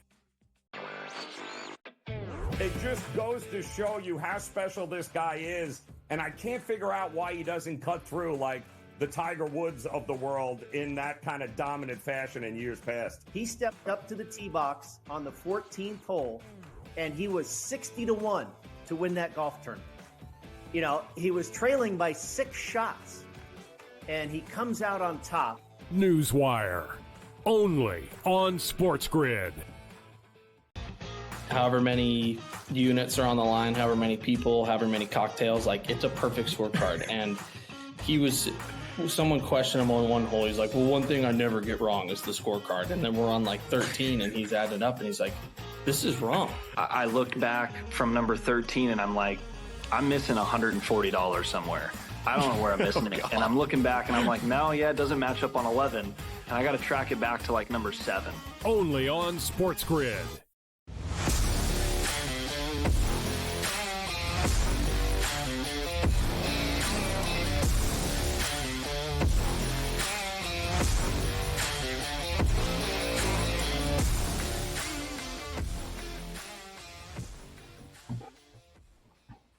Wow. Numbers we did not think we would see tonight. Yankees plus money. Plus 128 as Hill gives up a home run after nearly plunking a guy twice. Give these guys credit. He nearly gets hit twice. Inside pitches, throws him a little deuce. And who was it for the White Sox? I don't know who it was. Lee. Takes him deep. Yeah, some dude named Lee. Who knows who's playing for the White Sox these days, George? So just got Wetzel, George Kurtz, Dave Sharapan here. So 3-1 White Sox, and the Stanks are now plus 132. Wow. From minus 350 to start to now plus 132. Only the fourth inning. His name is Corey Lee. And it looks like you're going to get that White Sox bullpen for a number of innings because the starting pitcher has like 80 pitches already through 4. So, all right. You want to double down, George, before we get to the Aaron Judge stuff? Plus 164 now are the we said it. The PP parlay. Which one is not going to win? I'm telling you right now, all three are not going to win. And do you think it'll be the Yankees at this point? You want to double down at plus 164 odds? Well, my plan coming into tonight, I didn't bet the Yankees pretty, was once again to hope the Yankees would go down early, but not fifth inning early. That's the earliest they'd get up again, right? Fifth inning. That's a little late in the game here. Right. And by the way, we're hoping it's going to be 3-1. They just got to run around second, nobody out. So it could be 4-1 with a couple of productive outs here. So it just looks like one of those games. Good. No, that's pretty much shot. I didn't bet that either. I didn't touch the Yankees tonight because the line was just out of whack. It was just way too much out of whack for me to touch them tonight. I guess I wish I would have bet the White Sox tonight now. And they will get one productive out. They get to run at the third base. No, because I think it's going to be 4-1. Now you took 3 runs. You already said it, Scott. How many runners on base so far, Scott? 11? And 1 run. 11 runners. 11 just runners. One of those nights. Yeah. Just one of those nights. Just one of those nights. It's early, relax. It's, we're into the 5th. The guy's name is Corey Lee. From Escondido, California. So we'll get to Dave in a second here. But we talked about Aaron Judge, right? You said it. He almost hit a grand slam to the warning track with the bases loaded back in the second inning, I guess it was. So they got a bet on FanDuel and probably elsewhere around for him to hit 60 home runs, George, plus 155. For him to hit 63 is plus 340. Now he's got 42 with 42 games left counting today. Say he's going to take a game or two off, as most players do over the course of the next month and a half. He's got to play about 40 games if he's lucky. I mean, I don't know, 18 home runs in 40 games, that's a lot. But what do you think? Can Judge get to 60, 63? Now, in March, before the season started, I said I was pretty down that he would hit 63 or he would break the record or hit more than 60 again. I think that's where I went with this. I fully believed it. The problem is, what are we seeing here? What did we just see last inning? He's getting walked over and over and over again. Teams are not going to let him beat them. They're just not there. There has to be a runner on base for him to get up. They just has to, or else they're going to walk him. They're not pitching to him at all. There's no reason to. All right. I like Austin Wells. Right. I'm an Austin Wells backup, but no one's afraid of Austin Wells. Right. It's just not. They are more afraid of Giancarlo Stanton, but not enough to pitch to Aaron Judge. I think the only way they would have a chance at this, and I think this is something that should have been done a long time ago, by the way, is I think you either need to switch Judge and Soto in the lineup or you put Judge 1. Bat him first. You don't have a leadoff hitter. Verdugo's terrible. Torres is terrible. Anybody you put there, Volpe was terrible. So put Judge there. What are you worried about? That at least, hey, they walk him. You get a runner on first, nobody out to start the game. We'll take that. Hits a home run. Hey, it's 1-0 to start the game. But you got Soto on deck protecting him. And as great as Soto is, they're not as worried about him as they are Judge. I don't think the Yankees are going to do that, although Boone admits he has thought about it. But the bottom line is this. If they were to pitch to him, yeah, he would do it. But they're just not going to pitch to him. The guy's name that hit the home run for the White Sox is Corey Lee. He's from Escondido, California. Just for those of you that were wondering, like myself, wondering also why my mic wasn't working, wasn't my fault. I'm just putting it out there right now. Blaming you anyway. You're a good American. It's your fault. Doesn't matter. Don't lay the blame. No, we're not throwing out blame. Kurtz, thanks for filling in, carrying the segment here for a little bit. I'm a little under the weather as far as my throat. But got to ask you, can you make sense of anything that's going on in Pittsburgh? Because I can't. I got the Tony Gwynn old school Padres tonight. I guaranteed the people watching the show that you would have at least 2 of the 3 public parlay pieces. I know you got Arizona. Do you have San Diego too? Yes, I do. Didn't have the Yankees, but I had the other 2. But I like the parlay. I told Scott I liked his parlay. If I would have thought about it, I would have had it too. So I have oh man, they got a 2-out single. I'm beyond angry. 4-1 White Sox. Raging at 11. Thanks, George.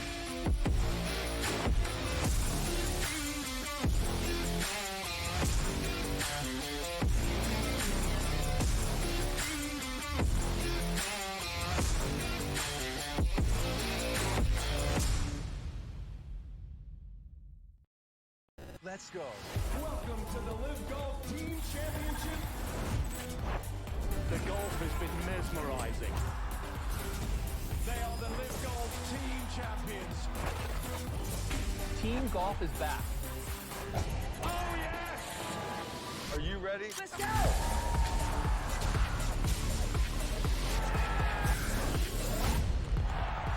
That's what champions do.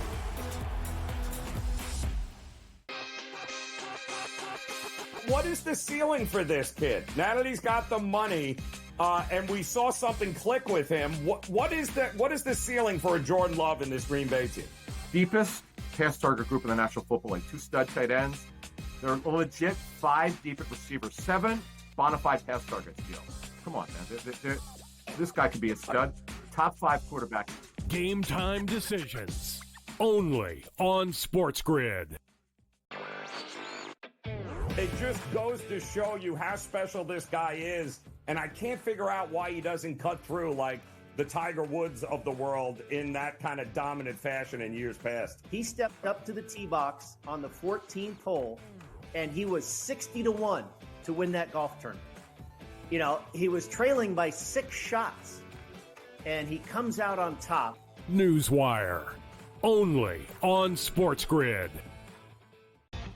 However many units are on the line, however many people, however many cocktails, like it's a perfect scorecard. And he was, someone questioned him on one hole. He's like, well, one thing I never get wrong is the scorecard. And then we're on like 13 and he's added up and he's like, wrong. I looked back from number 13 and I'm like, I'm missing $140 somewhere. I don't know where I'm missing it. And I'm looking back and I'm like, no, yeah, it doesn't match up on 11. And I got to track it back to like number 7. Only on SportsGrid.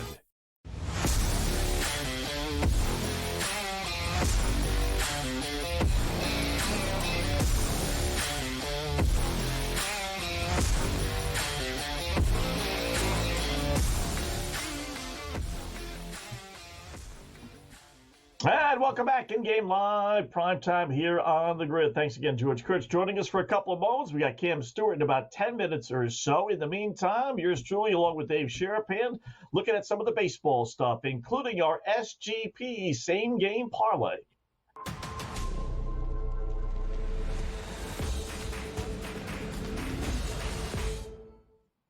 All right, we're going to head out to Colorado. Yankees may not win. Padres may not win. Who knows? But I think Arizona will be at least one of the 3 of the PP public parlay that'll hold up its end of the bargain. We're going to start with Arizona laying a 1.5 against Colorado. Rockies' second worst road team in all of baseball, behind only the Chicago White Sox, who almost don't even count, right? 17 road wins in 60 games.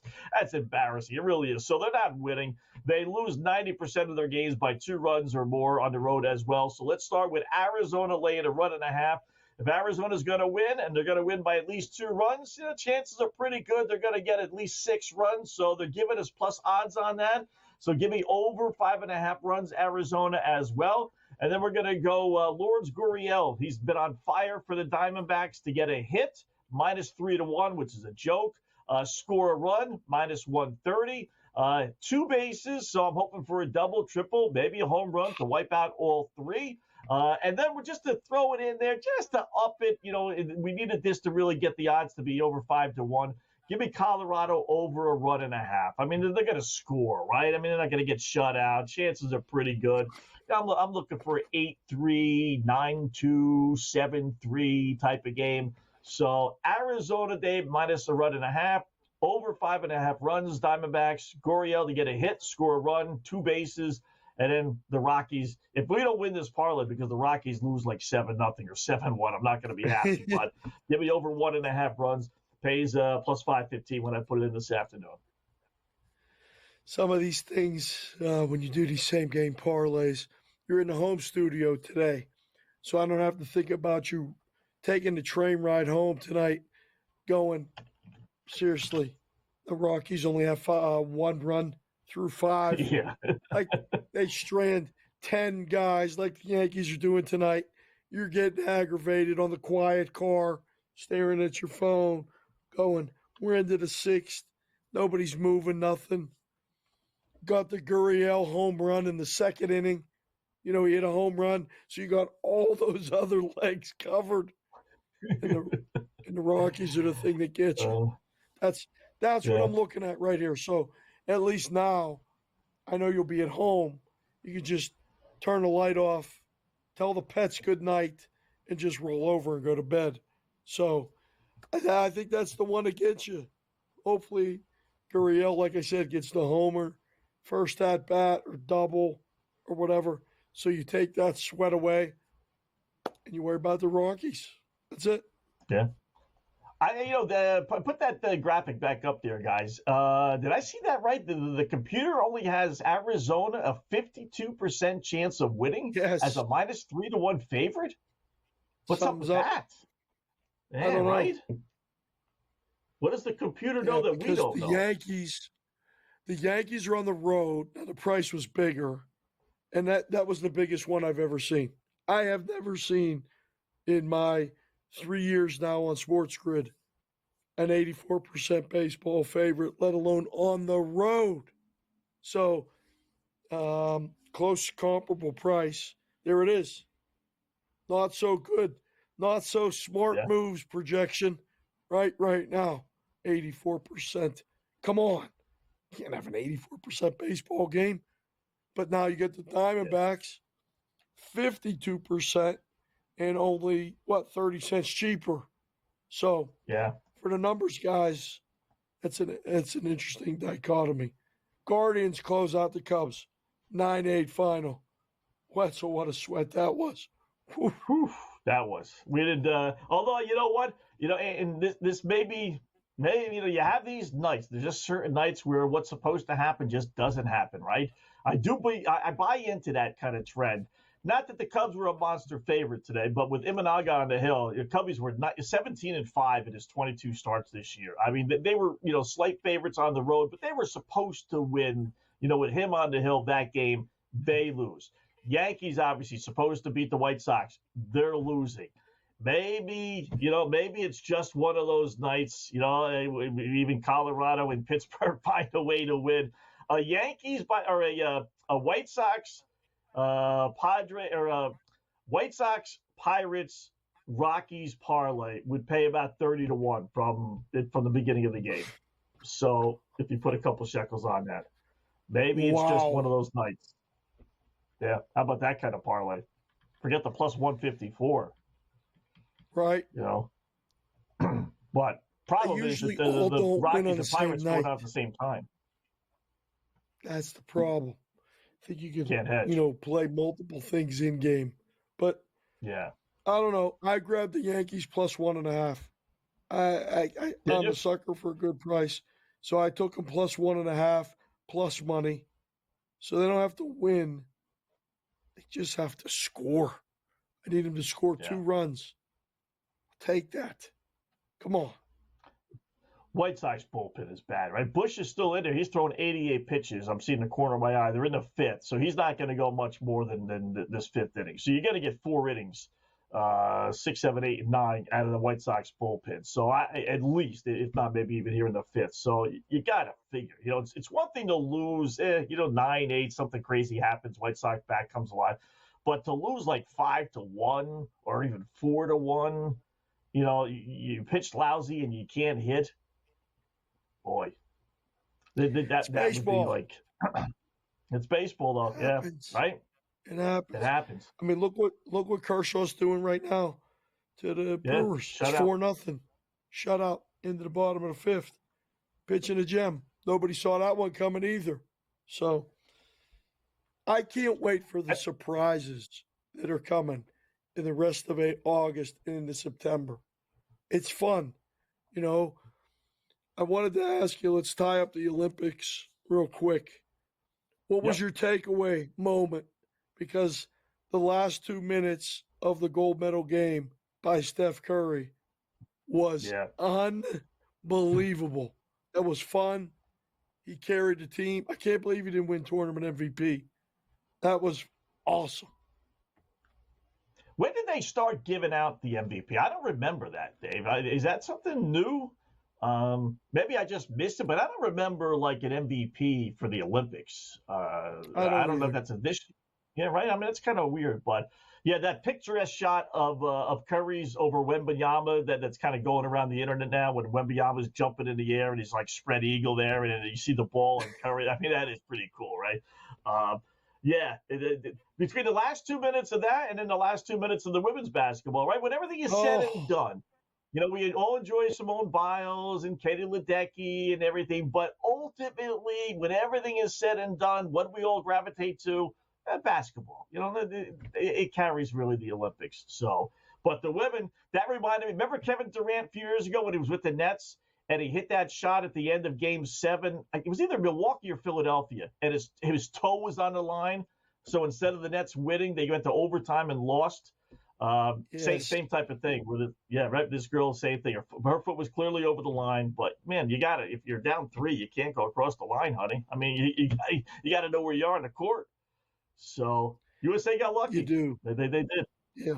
For both men and women, right? Both got lucky. Fortunate. I don't know if they got lucky. They made their own luck and then won the game. Right? Serbia, France, U.S. got it done.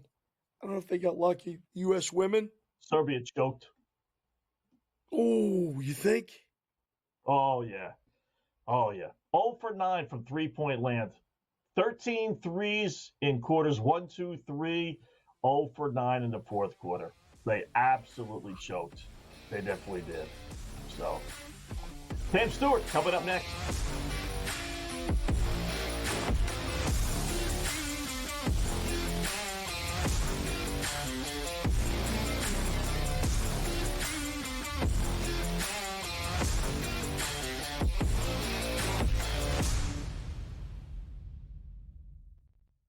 Let's go. Welcome to the Live Golf Team Championship. The golf has been mesmerizing. They are the Live Golf Team Champions. Team golf is back. Oh, yes! Are you ready? Let's go!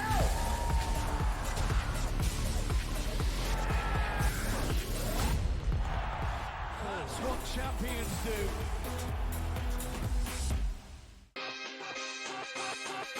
What is the ceiling for this kid? Now that he's got the money, and we saw something click with him, what is the ceiling for a Jordan Love in this Green Bay team? Deepest pass target group in the National Football League. 2 stud tight ends.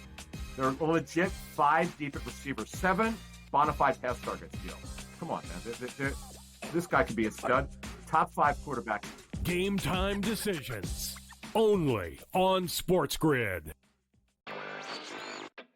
It just goes to show you how special this guy is, and I can't figure out why he doesn't cut through like the Tiger Woods of the world in that kind of dominant fashion in years past. He stepped up to the tee box on the 14th hole, and he was 60-1 to win that golf tournament. You know, he was trailing by 6 shots, and he comes out on top. Newswire. Only on SportsGrid. However many units are on the line, however many people, however many cocktails, like it's a perfect scorecard. And someone questioned him on one hole. He's like, well, one thing I never get wrong is the scorecard. And then we're on like 13 and he's added up and he's like, this is wrong. I looked back from number 13 and I'm like, I'm missing $140 somewhere. I don't know where I'm missing it. And I'm looking back and I'm like, no, yeah, it doesn't match up on 11. And I got to track it back to like number 7. Only on SportsGrid.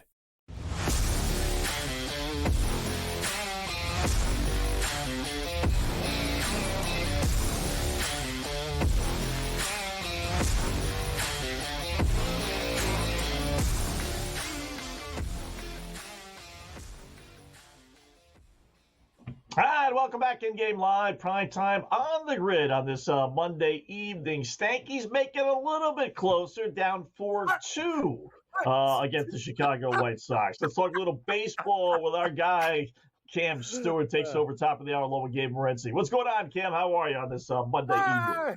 I'm actually doing pretty good, Wetzel. Finally, some breaks came my way on the golf course. Little Ryan Ginger, can we? This guy's down 4 strokes. He's missing every putt by 1/8 of an inch. I'm snapping. I don't do anything. I go, you know what? I've seen this movie so many times. I just stopped caring. I go, I got no chance. The minute I stopped caring, Racerman hits one off the cart path, out of bounds. I'm like, oh, here we go. Next one. They go, you know what? I think he should just take his medicine here. Layup. Guy goes for it, gets buried again in the rough. Quadruple bogey. I'm like, we're tied. Ooh. 4-shot swing, Wetzel. I was just about to hedge. I'm like, no. I thought Gabe's voice in my head. Edward Scissorhands. That movie sucks. Hedging's for Gardner. I'm like, okay, we let it ride, Dave. And hey, shout out to the crew. Cannon, the other Stewart, K. Stew Dog, Morency, me. We hit both golf winners. We hit ladies Olympics and men's. Dave, finally some good news for a change. We were talking about some sad things at the break. Enough of the sad news. Let's have more monies, more winners. Let's roll, Wetzel. Right before football season 2. Couldn't have come at a better time. I got to ask you. Yep. So that was a good win. It was a terrible loss for the people that had worried about your Grayson. voice, Gabe. You need some honey and lemon there, and you got to stop doing so many shows tomorrow. Take a break. As soon as the show's over, that's it. I'm not talking to anybody. Cut it down. Even though it's my birthday today, they want to take me out to dinner. I said I'm not going out. Birthday, Can't do it. Can't talk. That's it. No more talking.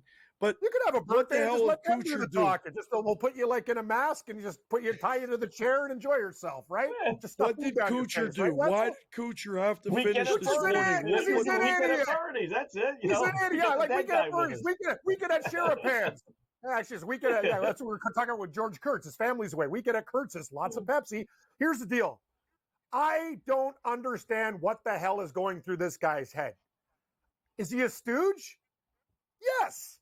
You finished the damn hole like everybody else. The guy came back today. The bets weren't graded because of this idiot till the morning, and he ended up parring the hole. Good job, Cooch. And the thing is, I defended Kuchar over a couple things. This is the end. You didn't tip the Mexican guy when he carried your bag when you won the tournament. You gave him under like 4%. Right. That's unacceptable. Right, he's the reason you won the damn tournament. He knew every little nook and cranny of that course. And now you're screwing guys over. You can't. That tournament was just so weird with the weather delays and stuff. It was like a Twilight Zone episode. Hey, Wetzel, like they played 36 holes in like so many hours. And that's the thing. It's really good for betting because guys run out of gas like Kuchar, the older guys who are playing great, they just couldn't handle it anymore. And then the younger guys kind of thrive because they don't mind playing 36 holes in like 8 hours. You know what I mean? It's just like when we're kids crushing drinks on the golf course and stuff. So guys, be aware of that situation with weather delays. It favors the younger guys. It does. Older guys, when they get in the rhythm, they can't have that much time sitting back, relaxing. The bones, Dave, you guys, we were old. The bones tense up. Oh, the back starts to tighten. That's what age sucks. But I'm telling you, take a look at weather delays and like younger guys, ball strikers and young guys. That's all it is. And hey, Scott, Cole had the low round and even got like into the top 20 for you, our buddy. So lots of good things happen this weekend on the links. Tonight, guys, Blue Jays, I'm taking. Are you an idiot? Yes, I'm an idiot. I'm taking the Blue Jays. Oh, dude, Dave, I walked into the bar to pay my NFL pool monies. These guys are yelling at the TV. It's 8-1 Oakland. I go, guys, like, don't worry. Like, it's over. Like, enough. Like, just stop. Can we put the golf on? Anyway, Blue Jays, I'm still taking the under in Braves Padres. Was it Snell? Giants. Snell's like an under at 6.5. I don't care. It was 7. Call me a sucker. I think I'm getting roped. Oh, look who it is. It's a big, stupid fish. Cam swimming up to the boat. Bam. Hit me over the head. 6 runs. I don't care. What else do we got, Wetzel? I think that's about it. Blue Jays. We need Vinny to show you the black cloud play of the night. Oh, it's my favorite thing. Wetzel, me and Wetzel we're friends. We're crushing bets lately, except till he bet it on Oakland that time where the White Sox beat the streak. He's on fire. Correct. Atlanta at over 6.5. Scott, you had to do this to me. You had to beat that guy, Wetzel. You can't go under. They've given up 1,000 runs, the Atlanta Braves, in the last week and a half. Scott, I think you bet under 6.5. Scott, there's no rhyme or reason to anything. Life. Why are we here? I don't know. Who cares about these stupid statistics? It doesn't matter. Have you seen these guys pitch?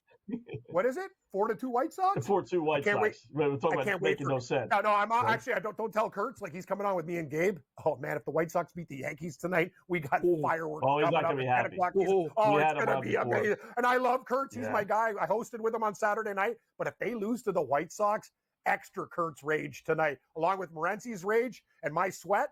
That's a lot of things going on tonight.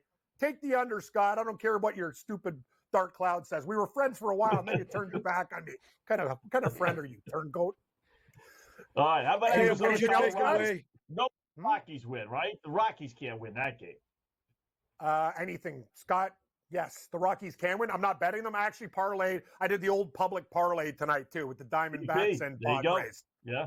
Yeah, know what? Okay. And you know, one of the game loses. I'm never going to do. I want you guys to put this on tape on a loop. I'm never doing a public parlay again. Me and Gabe have said that for the last 20 years, but I'm getting very close. These things never win, but I didn't know what to do with the games, and I didn't want to lay juice, so that's what I did. What did I take away from NFL? I took away that the Seattle Seahawks.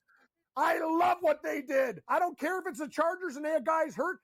I'm telling you, this Baltimore Ravens regime, our first-round draft pick, Murphy II, he was amazing. And you know what? His favorite team was Seattle's again. I'm telling you, that game, I know it's only preseason, it made me smash Seattle over 7.5. I was very concerned at the start of the year, Dave. Now I'm in. I'm all in. I'm telling you, San Francisco had a huge injury today. Seattle, they're going to find a way. All the defensive guys are going to be better. Their offense is going to click.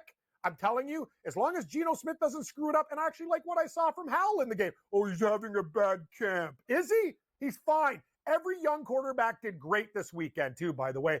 Williams, Nix, you name it, all the young guys did fantastic. These kids aren't scared anymore. It is the preseason. Yeah. I'm ready to go over 5.5 Denver Broncos because of what we saw from Bo Nix. So, Cam, great job. Takes over. Yeah, right? Thanks, Cam. Takes over top of the hour.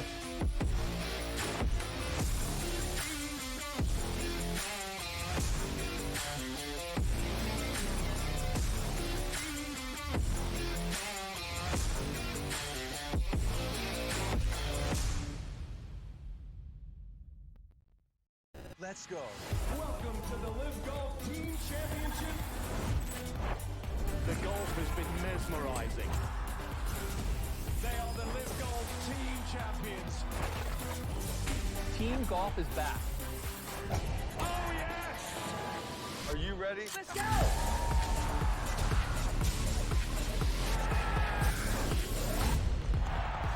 That's what champions do.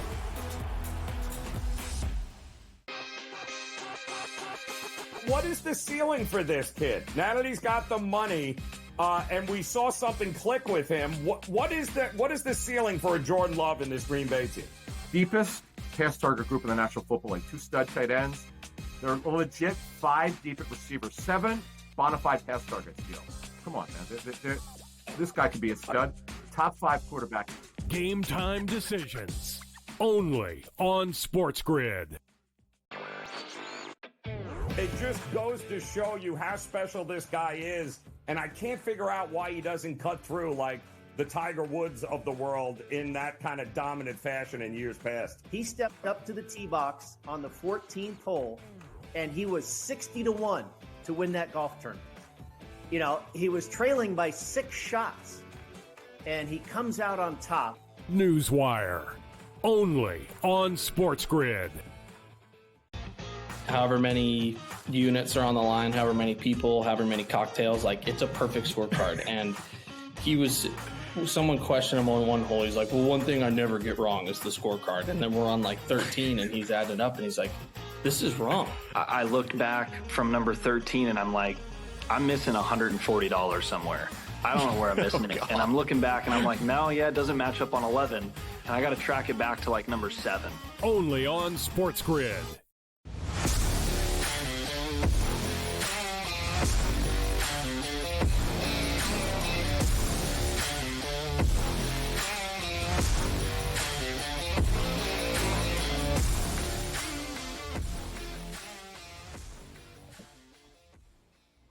All And welcome back in-game live, prime time. Thanks again to Cam Stewart joining us. He'll take over along with Gabe Morency, top of the hour. White Sox, Scott Wetzel along with Dave Sharapan. Score again, Dave.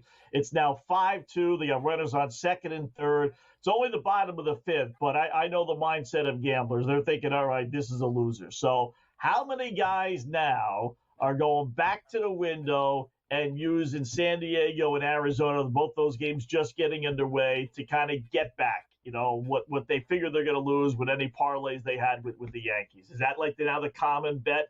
It's part of the PP, the big three. Are guys doubling down, or are they walking away just saying, you know what, wasn't meant to be?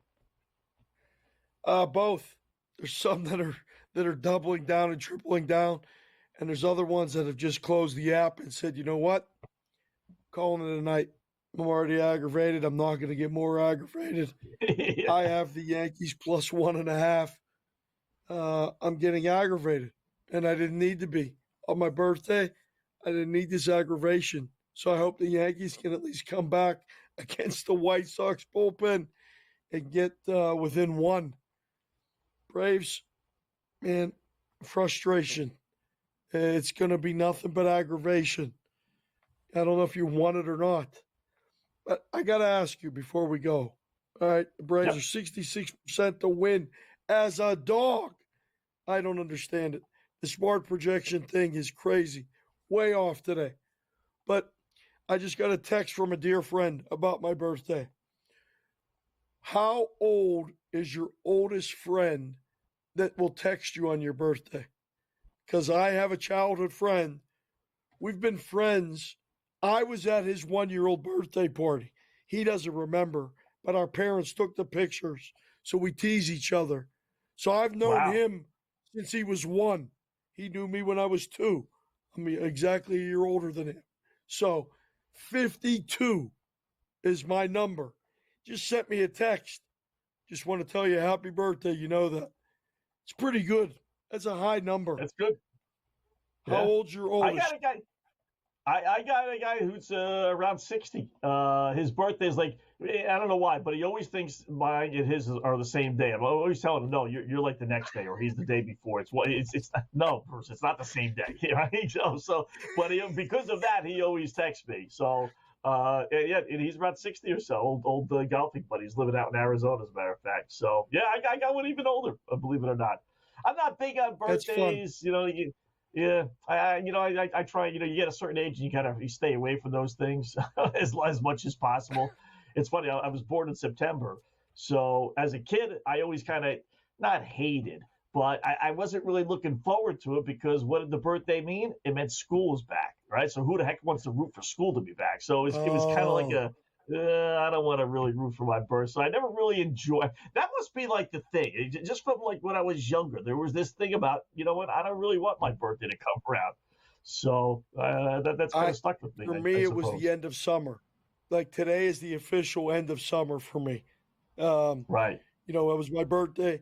Usually we were either on vacation somewhere, getting ready to come back, start school in a week. So it was get back in that routine, school night, time to go to bed, blah, blah, blah, blah, blah. But, man, listen, August 12th, that's a good day to have a birthday. For me, any day is a good day to have a birthday. I'm just happy I'm alive, literally, so I'm good. Number's just a number. We're betting over anyway, right? We got time. Enjoy the time. That's it. Yeah. I don't care how many candles you want to put on there. My daughters are like, oh, if we get you a cake, we got to call the fire marshal for all the candles. Ha, ha, ha, ha. Everybody's funny. Everybody got jokes. But it's good.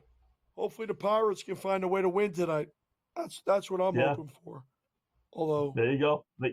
Not a good start. Plus 186 dog, no score second inning. Good little start. And no score in Arizona, Colorado. So are we going to get 2? Assuming the Yankees lose, are we getting 2 out of the PP's public parlays to come through for us? 1 loser. If it's the Yankees, the other 2 win. Yes. Yeah. Yeah, you think? Yeah. I wouldn't be surprised to go 1 and 2. I really wouldn't. It would not. Okay. There it is. We'll look at it tomorrow. Dave and I work it tomorrow. Voice permitting, And we'll see if we have another kind of public parlay. But, boy, it's amazing how rare. They do hit sometimes, but not giving up hope yet. It is the Chicago White Sox bullpen. So stop top of the sixth. The White Sox lead 5-2. Wow. Good job, Dave. Appreciate it. We got Cam and Gabe coming up next right here on the grid.